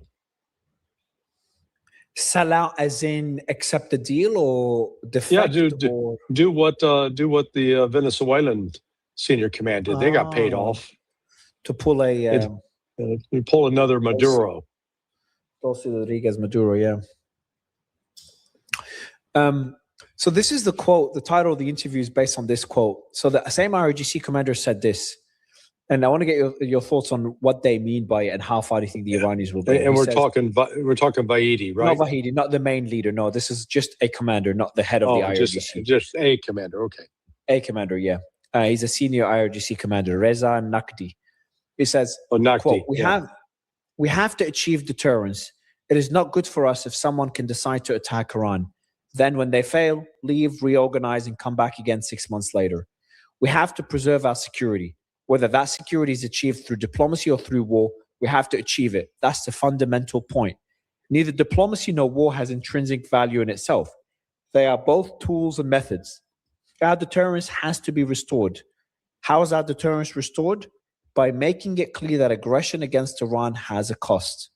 If America paid the price through diplomacy, if it comes and complies with these demands that Reza just mentioned, complies through diplomacy, pays compensation, and accepts that in any case it has to pay a price, then it won't simply come back and try again.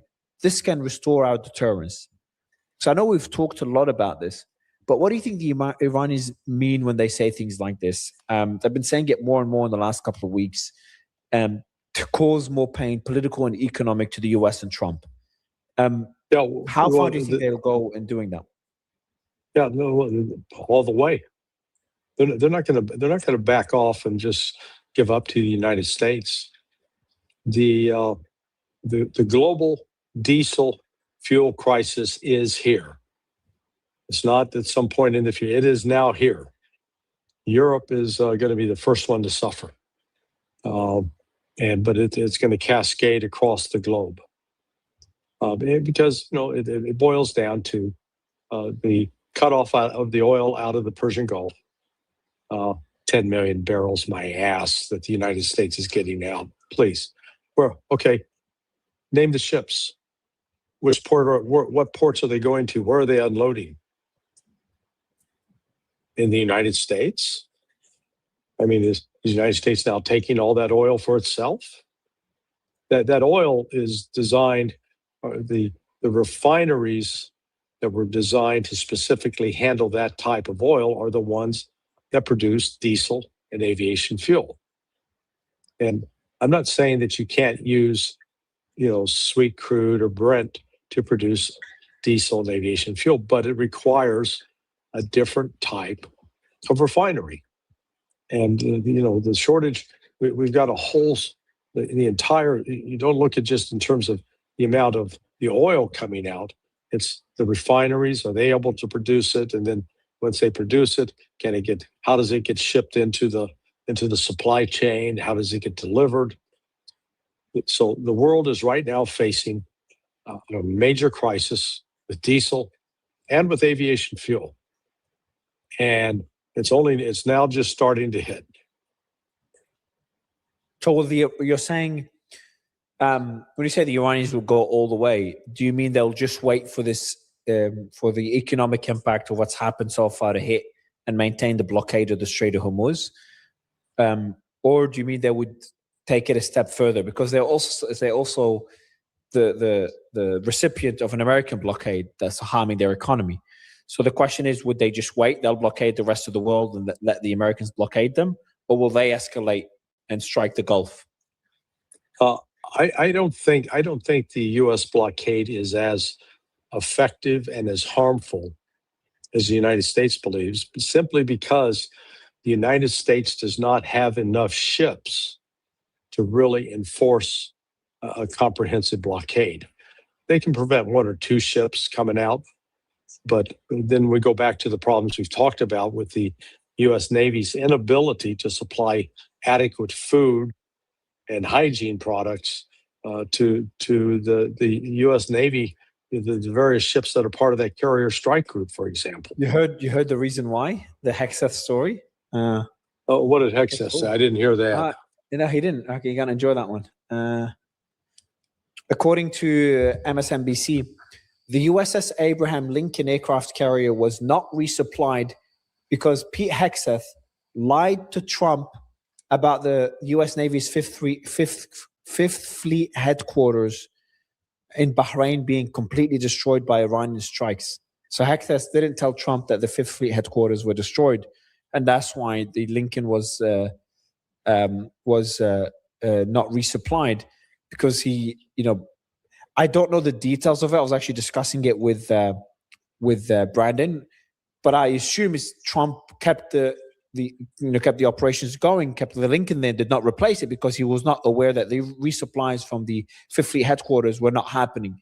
And it kind of fits into the whole, and Brandon was saying this to me earlier, he sees this as fitting the whole kind of the constant reporting we're seeing over the last few weeks and months that Trump is not being told about the depleted munitions. He thought that issue was solved.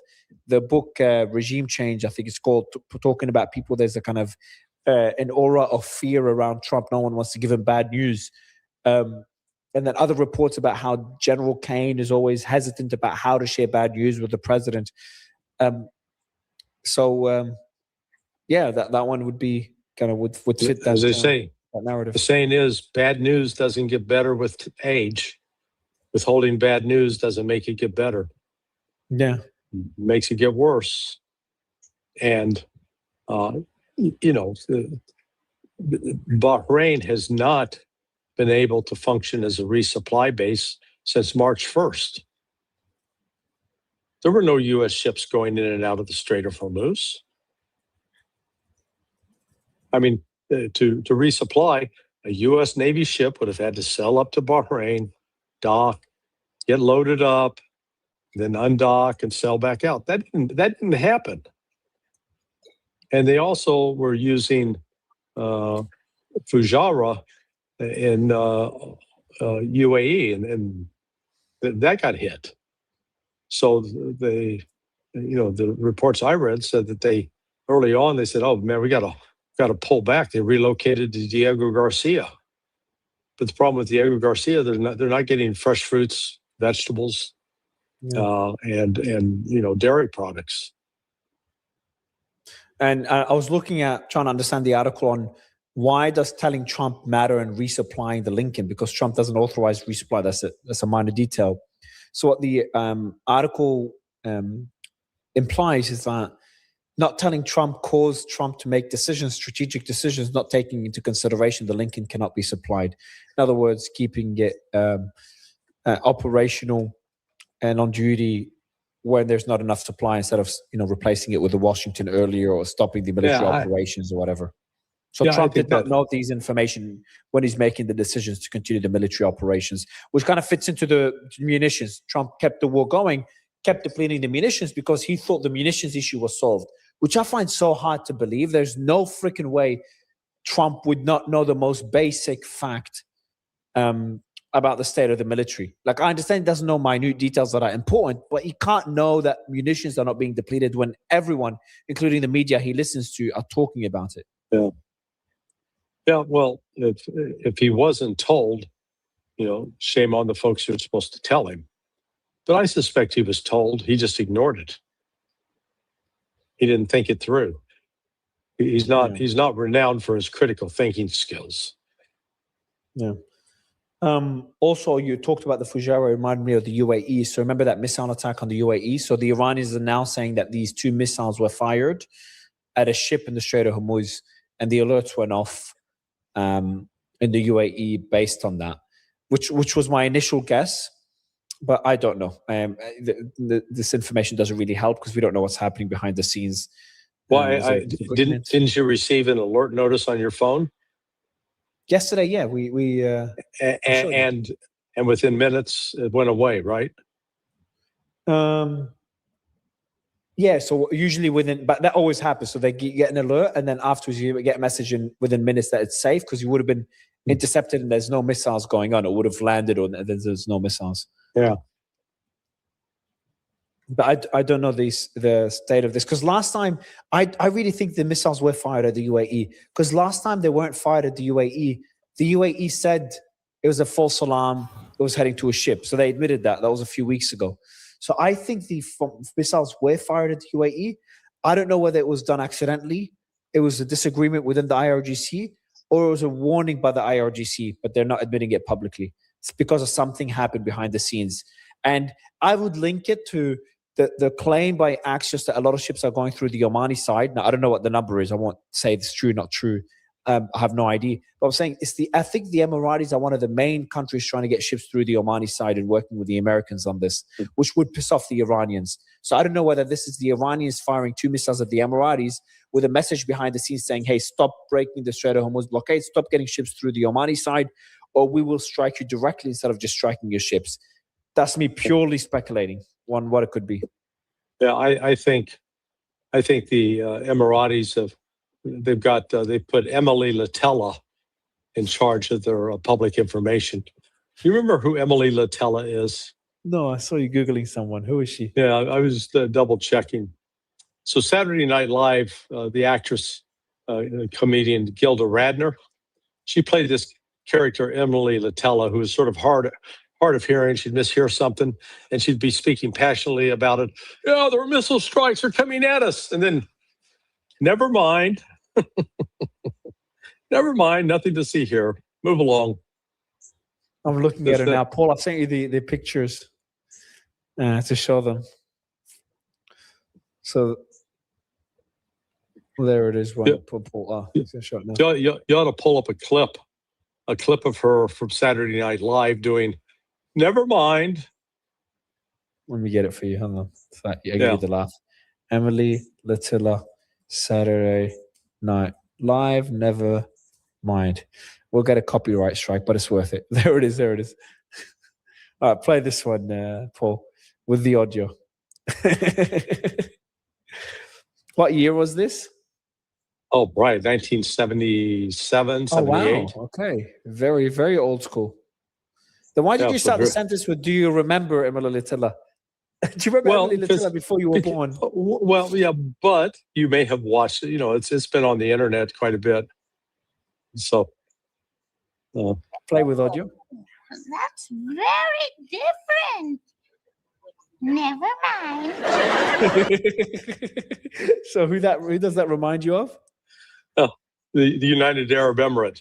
We've got a missile strike. Oh, never mind. I think, to be honest, the more I think about it, I think that missile strike on the UAE could be a lot more significant Two reasons why I think it is. Number one, the reaction by the Emiratis, blocking all trade transactions, etc., with the Iranis. They haven't done that throughout the entire war. No, that's a lot of money. The Iranians use the UAE a lot. They've got billions in the UAE. They used to use the Emiratis a lot. They've been disengaging from that. They're using Hong Kong or Singapore. They're using the Chinese, and frankly, a lot of the money that was being laundered to the UAE, it's moved off to Singapore. So, a year ago, what you said was correct. No, you're not incorrect. A year ago, that was the case. Since then, the world has changed, and the Iranians now are working through Chinese financial networks for the simple reason that if they use any network that's connected to the U.S. dollar, the U.S. can come get them and hurt them. The Iranians aren't fools. So the reason I think it's significant is but the reaction by the UAE, but the other one is it fits into the threats by the Iranians. The Iranians are saying that if this continues, we will escalate, and they've made that threat a few days ago, and there've been reports about them considering the ones to initiate kinetic actions or military strikes in response to the economic blockade, etc. And we could be seeing the Iranians acting accordingly. So I think it's an indication of what we could be seeing moving forward. So I'm just looking at some of the information on that strike, but kind of that new status quo. It's a different status quo to what we had before. It's a different Iran to what we had before, and a different US. I think the US is going to be a lot more hesitant to retaliate, because before, whenever the UAE, when Fujairah got struck, remember the US was pressured very heavily during Project Freedom to retaliate. Now Trump hasn't even mentioned one word about the UAE being attacked. And I think that's a sign, that's a message to the Gulf. Not a good one. But again, as you said, the UAE was not attacked. They attacked a ship off the coast. I know. This is what the Iranians say. I don't think that's the case. I think in this case, the Iranians did attack the UAE, but I'm not confident of it. That's me speculating, but I can easily flip if I have more information. But the reason is, number one, I saw the video of the interception above Jabal Ali. I know the source personally, but it's not verified by per se.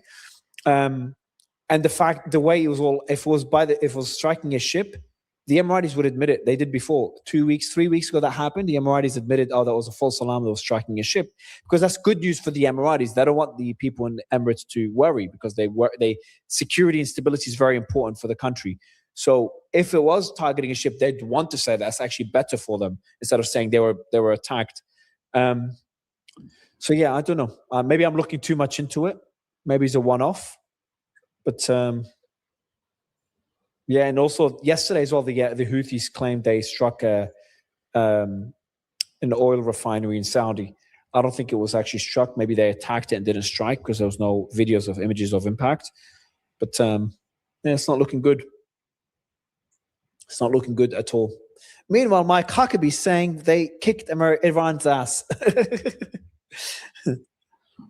Running, sitting around. How's your ass? Well, my ass is fine. Yours? Yeah, my ass is good. I wonder what Huckabee thinks we were kicking. And what's his evidence for that? Yeah. Also, the Syrians said that the Turks were not. The Israelis talked to the Syrians about the Turks. You remember? So for the audience, Israel struck the Turkish airbase. The Syrian airbase yesterday, where Turkey had personnel there looking at the reconstruction, etc., and I think planning to move military assets there, establish a presence there. The Israelis claim they spoke to the Turks. So I think Axios reports that they spoke to the Turks. They spoke to the Syrians, saying we don't want the Turks there. The Turks ignored those threats, and they were going to move military assets anyway, and that's why they struck the airstrip as a warning. And then you have a report now by the Syrians saying, no, we told the Israelis the Turks are not coming here, but they struck anyway. We have no idea why. It's nothing to do with the Turks. So you got all these conflicting messages, but you got Tom Barak saying that, according to him, he was speaking at I-24. He says that this almost led to a direct conflict between Israel and he said there was a real risk of triggering a direct military confrontation between Israel and Turkey. So yeah, it got pretty serious there. But that's it for today. Anything I missed? Anything interesting that you've seen? Yeah, no, it's just, we're in a holding pattern. The key, I think the focus ought to be, and it's not like there's an event, like, you can see a warehouse on fire and the missile getting intercepted. But what's happening economically with the diesel shortage, it's a global crisis. It's not just one, it's a global crisis, and there's no solution on the horizon. So that's going to get worse and worse and worse. And so, and as it gets worse, the countries that are, may have been on the fence, they're going to seek relief. They got to find relief. And all Iran's going to say is, tell the United States is blockading your oil, not us. Despite the US 10 million barrels a day, please. So 50% of what was the normal volume coming out of the the Persian Gulf, is now going out. Well, if that's the case, then the problems are over. Yeah, I guess the United States is so busy kicking Iranian ass, but it's not Iran that's lost all of its radar. It's the United States. Now, the United States is reportedly operating again at Prince Saud Air Base, and with KC-135s and AWACS. AWACS, yeah. So if it heats up again, Prince Saud Air Base is going to be a prime target. Yep. If it heats up, I think it's looking more and more like when it heats up. Because the Americans are doubling down on the economic blockade, and the Iranians are doubling down on their position that we will strike if the economic blockade is not lifted. So unless someone blinks. Remember, it's only a partial blockade, because Iran's trade routes with Russia are open, with China are open, and with Pakistan are open. So, they're not cut off. So that's the critical thing. And they're no longer dependent upon the U.S. petrodollar. They're moving away from that. And this is the global phenomenon that's taking place. We were talking at the outset about my conversation with Nima and the automobile industry in Brazil. China has taken that over. And it's running out U.S.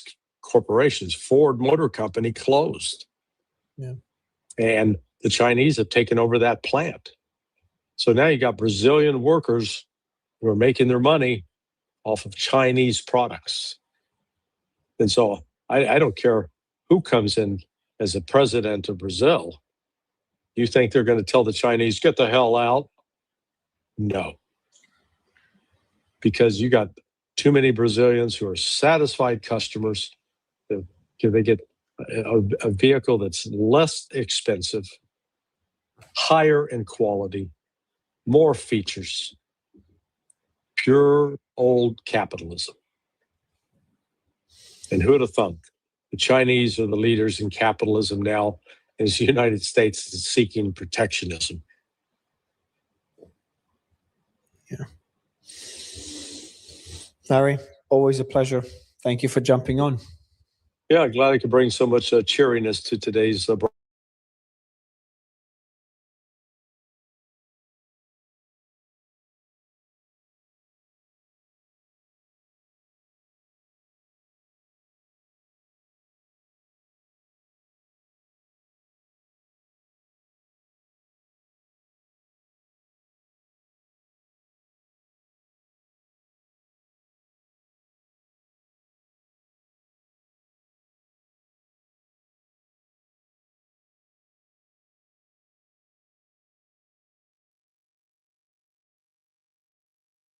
Well, I'm going to try to actually summarize all of the crazy stuff that's just happened over the past 24 hours. Okay, let's see if we can do this, and you can help me here. So, Israel bombs Turkey, attacks Turkey in Syria. The United States fires back with a few, sternly worded responses on that and says, yeah, we're upset about that, not too happy about that. And then a short time after that, President Trump basically announces that we are leaving NATO.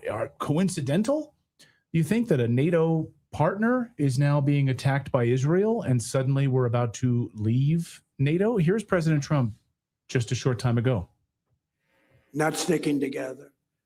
I think that NATO made a terrible mistake when they wouldn't send a small amount of military armament, when they wouldn't send just even acknowledge what we were doing for the world and taking on Iran.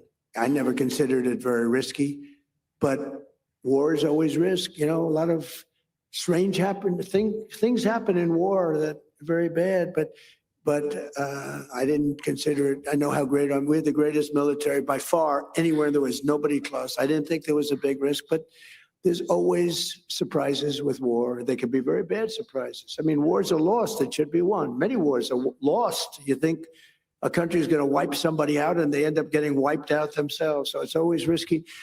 But I think a tremendous mistake was when NATO just wasn't there. They just weren't there.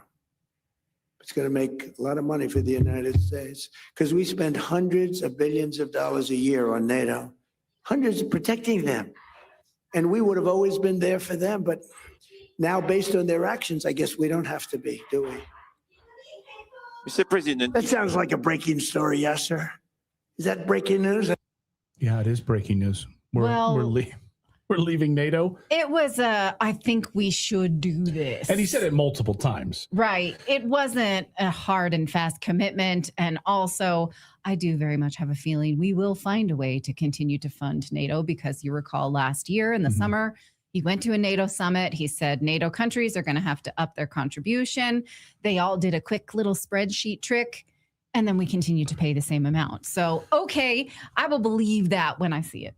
So we have the NATO piece, then Iran firing back today, saying that they will attack European targets if we continue to provocate there. President Trump saying all talks are off. There's no talks happening. President Trump says the Strait of Hormuz is open. Iran says the Strait of Hormuz is closed. All you need to do, of course, is look at the tanker traffic coming through the Strait of Hormuz to see that it's not open. Diesel prices spiking. Right now, gasoline prices now hitting $4 a gallon in the United States, and we just hit $40 trillion in national debt. Did I summarize everything? What the fuck? Colonel Douglas McGregor is the CEO of the National Conversation, author of Warrior Diplomacy on Substack. And I wanted to have the Colonel on today. We wanted to have the Colonel on today. Just cut through all of the BS and propaganda that's floating around right now. He's always able to see all through it. Colonel, welcome back to the show. Great to see you. It's nice to see you both. All right, so been a while, and there's been a lot of crap that's happened. Would you say it seems like this thing has fizzled completely out of control? Would you say that we have lost this war with Iran officially? Yes, strategically, I think that's not in doubt at this point at all. You're watching someone who is flailing about, trying to find reasons for why things haven't worked as he wanted. And unfortunately, that involves the blame game. So I think you're beginning to see this game of blaming NATO for why things didn't go better in the Middle East. I think we're going to be, exposed to this kind of thing in the future. It's all nonsense. We have no strategy. There never was a strategy. There was no preparation before we decided to do anything. There's no systematic examination of the risks involved, no understanding of what our interests were, because our interests are equated with Israeli interests and the interest of Israel's agents in the United States that are billionaires and are controlling so much of the financial system. There's no effective evaluation of our interests in Ukraine because we have none. We've never had any. And there's no interest to go to war with Russia. Yet we're very close to that in many respects. If you look at this bill that was just passed that memorializes Lindsey Graham, frankly, it reads like a declaration of war against Russia. One wonders who's in control, if anybody is in control. And I think you were right to point out what's going on right now in the bond market. The bond market is crashing. and you have Bessent who's trying to control the yield curve. Temporarily, he can do some of that by buying up the debt.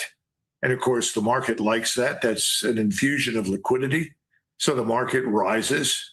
Trump can point to that and see what a success I am, the market's rising.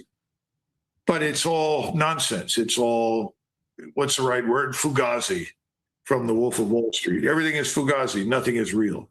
And the sovereign national debt crisis is on full speed ahead. And so now, Jared Kushner, he went on Fox News and he said, I told the Israelis that we will not stop them from their targeted strikes in Gaza, which says he is speaking on behalf of all of us, telling Israel, you go right ahead, keep bombing Gaza. And he said it is towards the purpose of demilitarization because the Gaza Peace Board wants to start our project, but we can't do that until the decks are cleared. I'm surprised, actually, to see this sort of nefarious criminal speak just spoken out loud. But at least now we all know that the United States will continue to support the genocide and clearing out of Gaza. And there's nothing we can do. What is your reaction to that? I'm not surprised in the least. This is the Israel First government. It didn't make any difference who you voted for. You would have gotten the same outcome. Tony Blinken in the Biden administration was indistinguishable in most important ways from anybody that you're listening to in the Trump administration. It's the same party for all intents and purposes because the same Zionist Jewish billionaire cabal owns both houses, the Senate and the House. And I don't see any evidence that that's going to change in the near term. Now, long term, I think it definitely will. That's another issue because I think we are going to crash and burn financially in the next few months. Everybody thinks, oh, we can get by with the Bessent's games and mechanisms for another couple of years.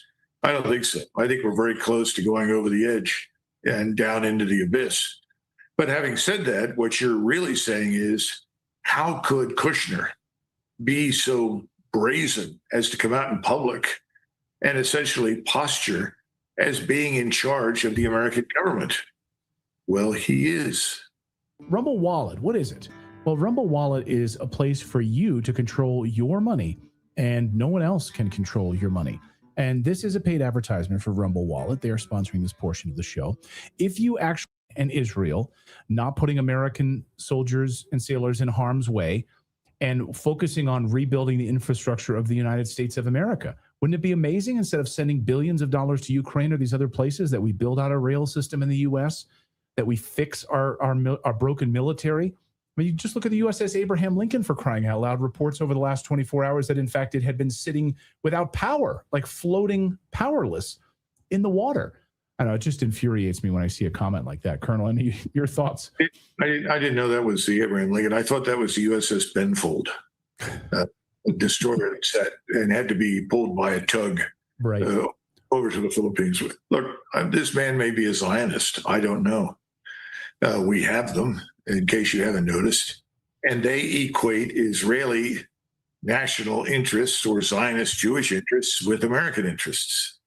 You might as well say that, I don't know what his name is. It was recently elected as the future Democratic representative in Michigan, Dr. Zaid or something. If you listen to him, I think over time, Muslim interests will be characterized as equal to or indistinguishable from American interests.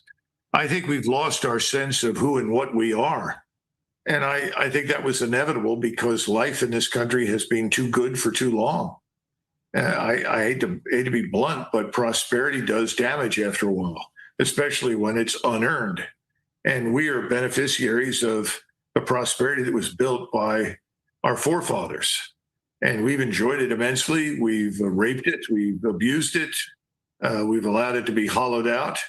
But we haven't paid attention to what was being done to the nation as a consequence of our complacency. So that doesn't surprise me. It's just disappointing. Again, we have no strategy.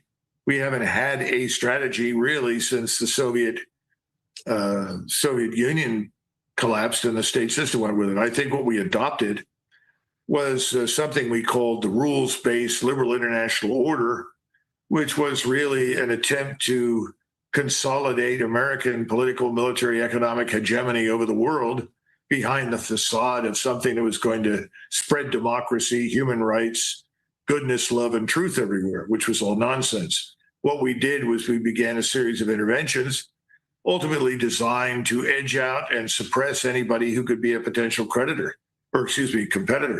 So I think that's where we are now. And Donald Trump is becoming increasingly aware that this facade has fallen in the Gulf. We are not the invincible, invulnerable superpower in military or economic terms that we presented to be. He doesn't want to admit that. And so he's willing to do anything he can at home to prop up this system that is falling apart financially, really behind the scenes. And at the same time, he's going to use military power to demonstrate the greatness of our country. Well, I'm sorry, using military power to demonstrate greatness doesn't work very well when it doesn't live up to expectation and performance, and it hasn't. So he's got a hell of a mess on his hands. Even though, and I got to be frank here, this is something that nobody ever brings up. The state of the military today is not a consequence of things that he did per se. It's been a long, slow march to decline and irrelevance that's been going on for 30 years. It's just that he didn't understand it, didn't know anything about it. When I tried to bring it up, it was completely misunderstood. We're the greatest in the world. We can say that all you want, all day long, all night long. It doesn't make any difference. Military power is something that takes decades to build, and you've got to adapt as you build it to new and unanticipated developments, not just technologically, but socially, politically, economically. We haven't done any of that. You're looking at the old Cold War, World War II model in its final days in the Persian Gulf. And then you have something else. You have two competing systems. You have the Western American-dominated financial system, which has effectively exploited everybody to make ourselves rich and powerful and demanded that everybody do as we say. And then you have BRICS. It's emerging on the other side. It's centered on China, which is now the largest economy in the world. It is certainly the most powerful economy in terms of buying or purchasing power. And you have other states moving to it to get out from under us. They're tired of being oppressed by us. And essentially, we've created debt traps for large numbers of people all over the world, the thing we accuse China of. And how do you get out from under it? Well, you renounce it and you join BRICS. I think we're going to see that more and more and more. Our currency is in trouble. I'm not sure the dollar will survive. People that can are de-dollarizing. We're in a new world now, but we don't want to be there, and we're going to fight living there as long as possible. But at some point, we're not going to have any choice in the matter. I want to ask you about the living conditions of these sailors. So we're seeing media reports that they don't have soap, they have slop food, they have gone without power for days on end. So I want to ask you what you've heard about this, and then a more sensitive question. Do you think the officers are living the same way? Well, first of all, there's a big difference between being at sea for 289 days and being on land for 289 days. I listened to someone on television say, well, I was sitting in Afghanistan eating ramen noodles and we didn't have everything. And, what are they complaining about? Well, I've got news for you. I've been in a lot of places over my military career. I'd be delighted to have ramen noodles and didn't have them. But having said that, he's never been to sea. Isolation for months and months, or like years at sea. And you can only expect a human being to endure so much. People feel lost, isolated, miserable. The food isn't very good at the moment. I've been told that by several sources. The quality of life is terrible. But we've got another problem. We've alienated everybody in the region. So there are very few places we can put into port. People don't want us in the region. This is why we're finished in the Persian Gulf. It's not just a function of our support for Israel. People are tired of us. The Israeli problem is huge, but they're tired of us. And, we can't expect sailors to do this for 289 days. It's inhuman. So they should not be criticized for this. Now, you raised an interesting question. What about the officers? Well, I don't know about the officers on board ship. I'm sure they're sharing in the misery. But I think the admirals have done a pretty terrible job of the last 30 years. And I certainly saw evidence for that when I was working for the Secretary of the Navy back in 2007 and 8. The shipbuilding programs were a disaster. We were producing ridiculous ships like the Zumwalt that cost over $1 billion when what we needed were more, faster, less expensive ships that could provide what the Navy needed to do. We had too few people on active duty in the Navy, too few ships, and we were pretending as though it was still 1990 or 1980 when we had 300-400 ships. We don't have that. It's back to we are a short war military structure. We only have enough forces to fight for a short period of time. And we've gotten away with it now since 1991 because we picked weak adversaries and because we still had enormous infrastructure and support in the places where we operated. We don't have that in the Indian Ocean. We don't have it in the Middle East anymore. And as a result, we have too few ships with too few people trying to do too much for too long. The admirals should stop it. The admirals should have stood up and made it very clear to the president what he could and could not do. But everyone misjudged Iran. Everyone grossly underestimated the Iranians. And now we're paying a terrible price. We have the wrong force in the wrong place for the wrong purpose, fighting an enemy we didn't expect to perform as he has. We have a super chat here I want to read to you, Colonel, and I'll ask this, and then I have a follow-up question. Here it is. Actually, maybe I can. Someone can read that. Can someone read that? David, could you read that? Not being filled because China makes all our missiles components. How can we fight them? Yes. Well, we're talking about the rare earths and our lack of access to them. For the last 30 plus years, people have mentioned repeatedly in the military side, I can tell you, the criticality of having a rare earth refinery on the North American continent. There is no shortage of rare earths. The problem is we have to send them to China or another sun and fun spot called Kazakhstan in order to have them refined. Kazakhstan, of course, lies in Central Asia and has close relations with both China and Russia. If you can't refine them, it doesn't matter how many you've got. So it's not just dependency on China for rare earths. There are other areas, and microcircuitry is another one. Again, no thought was given to any of this when we embarked on these ridiculous missions. Again, no one thought it through. So it reminds me of the British Empire and their decision to enter World War I. And suddenly the Admiralty and the Royal Navy had to tell everybody, well, we depend entirely on the Germans for all our optics. What are we going to do now? And it was not just optics, it was also chemicals, because Germany's chemical industry and its optical products were at the top of the world in terms of everybody's needs. Nobody thought about it. Well, Britain found workarounds because they had the United States to turn to as well as other allies. We're not in as strong a position. Again, no one thought anything through. The only strategy we had under Donald Trump was, we're going to do what Israel wants. Israel wants it, so we're going to do it. And we're going to destroy anybody that gets in our way. That's a great plan, Mr. President. So if we look now at where any kind of negotiations are happening, which doesn't seem like there are anything going on, maybe something behind the scenes. You have President Trump saying that the talks are off, Iran saying that there's no discussions, Iran saying we are going to strike European targets if we are provoked again. And then, of course, you have the diesel prices spiking as a result of the strait being closed. Like, maybe you could play out for us over the next 2 weeks. What do you see unfolding here? Well, the diesel crisis in Europe is more acute than it is here in the United States.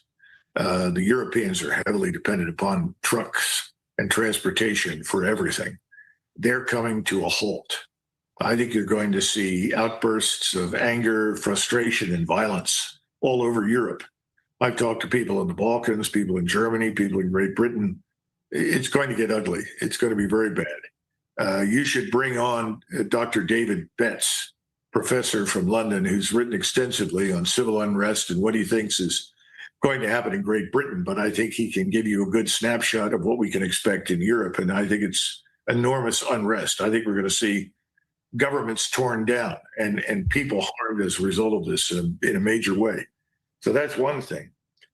In the other, I think beyond just the diesel, these two wars are merging into one. Remember, we had this Ukrainian system, I guess, unmanned system, which was really from, I think, Germany or Great Britain, and it was used against a Russian ship or an Iranian ship in the Caspian Sea. I think we're going to see more of that in the future because Zelensky and Netanyahu are really joined at the hip. And both of them desperately need to drag us into their respective wars for them to survive. Now, we're already dragged into the Israeli wars in the Middle East, although it's becoming much more difficult now. You started this with the discussion of I think you did, the Israelis attacking targets in Syria that are effectively potentially Turkish targets. The Turks sent a delegation of officers into Syria to look at an airfield that had belonged to Assad and decide whether it could be rehabilitated, rebuilt, and then utilized. Just after they left, the Israeli Air Force showed up and demolished the place and then made threats against Erdogan and against Turkey. You have right now in that part of the world something akin to what I called some time ago the Nazi-Soviet Pact of 1939. Effectively, Syria became a kind of Poland between these two opposites because underneath the skin, both of these groups hate each other. And so the question was, how long will this last? Well, I think this is beginning to unravel. And the United States put that together because they were trying to make the Middle East safe for Israel and its Greater Israel Project. Well, that's kind of coming to an end now because you have the Saudi-Turkish-Pakistani alliance, or alignment, if you want to call it that is opposed to the Greater Israel Project. And now you have the Turks who regard Israel as this loose cannon, and they're going to respond very violently if there are future attacks against them or their troops. That could easily happen. It wouldn't take very much. So the north, what do you call it? The northeastern portion of the Middle East is unraveling. You have the war with Iran that's continuing, and you would think that someone in Israel would see that as long as Iran remains defiant and is opposed to them, and there is no agreement between them, opening another front that would include the Turks would be suicidal. But apparently they don't care about that. I think even the people in Washington are afraid of that now. And I think that's why you were hearing about NATO to some extent. Again, that's an excuse, but it's also always been Donald Trump's interest in disengaging us from the cash cow that is NATO in Europe. That's understandable, but now he's got another problem, Turkey. Turkey is still a NATO member. If the Israelis and the Turks fight, where do we come down? Well, it's obvious we will support Israel, come hell or high water. If we're out of the NATO alliance, it makes that much easier. It's remarkable. Like, what a moment. What a mess. I mean, yeah, but that's exactly the pivot moment, right? They attack Turkey, and the next day President Trump makes a speech about leaving NATO. Colonel, we'll get you out of here. We just had another question here from one of our viewers who says, from Kentucky, hello from Kentucky, says, love your show. Do you think we will resort to chemical or biological weapons? Great show. What do you think about that, Colonel? No, chemical and biological weapons are overrated. You can't control them. They don't obey very well. The thing I'm concerned about, and everyone should be concerned about, is the potential for the use of a tactical nuclear weapon. Tactical nuclear weapons are 5 or 10 kilotons or less. And the assumption of the tactical nuclear weapon is that you get much more bang for your buck in terms of destruction, and that the enemy will then be intimidated in doing what you want them to do. People point to what happened at Hiroshima in 1945 and say, see, that ended the war. But they have to understand something. In 1945, Japan was effectively defeated, and it had no allies, none. Iran is not defeated. It has allies. Russia and China are rushing supplies right now into Iran. not just military assistance, but also humanitarian assistance, so that they have the food and the medicine and so forth that they need. So Iran is very much part of an unofficial alliance with Russia and Iran, and they're not going to allow Iran to go under. If we use a tactical nuclear weapon, which I think is possible, but hopefully Donald Trump will stay away from it and think about it more carefully. But there are people in the Pentagon, they mentioned Elbridge Colby, he's one. There are senior officers in the Air Force and the Navy, active and retired, who would be delighted to use those. And they think that they can do this and nothing worse will happen. And I always remind people of something that Colin Powell said when he was the chairman of the Joint Chiefs. We used to have these massive simulations in which we would fight the Soviets. And then at some point, the simulation would end. That usually meant that we were no longer capable of holding back the millions of Soviet troops in the simulations. And instead of going to the nuclear level, the exercise would just end. And then people brought up the use of tactical nukes. And I always liked what General Powell said at that point. He said, oh, so you mean if we use a small tactical nuclear weapon and we get a small nuclear detonation, that the Soviets will say, oh, don't worry about that. That's a small nuclear weapon. Don't be concerned. Nothing bad will happen. And in reality, he said, that's insane.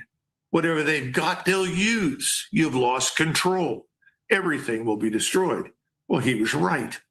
We have no way of knowing what kind of nuclear weapons might then be released to the use of the Iranians.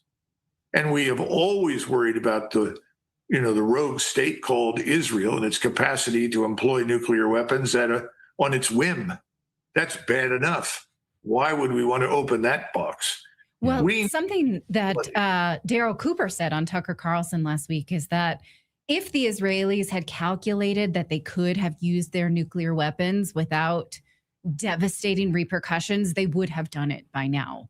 And so his calculation is that the only thing that keeps them from doing it is self-preservation. Do you calculate similarly? Some feel that way, but others don't.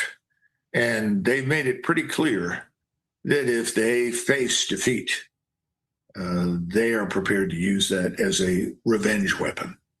In other words, if we can't live here and we can't have it our way, we'll kill everybody else. I mean, literally, that's what it's down to. And that's very disturbing, but I think it's something we can't dismiss. Now, I didn't say all of the Israelis, but let's face it.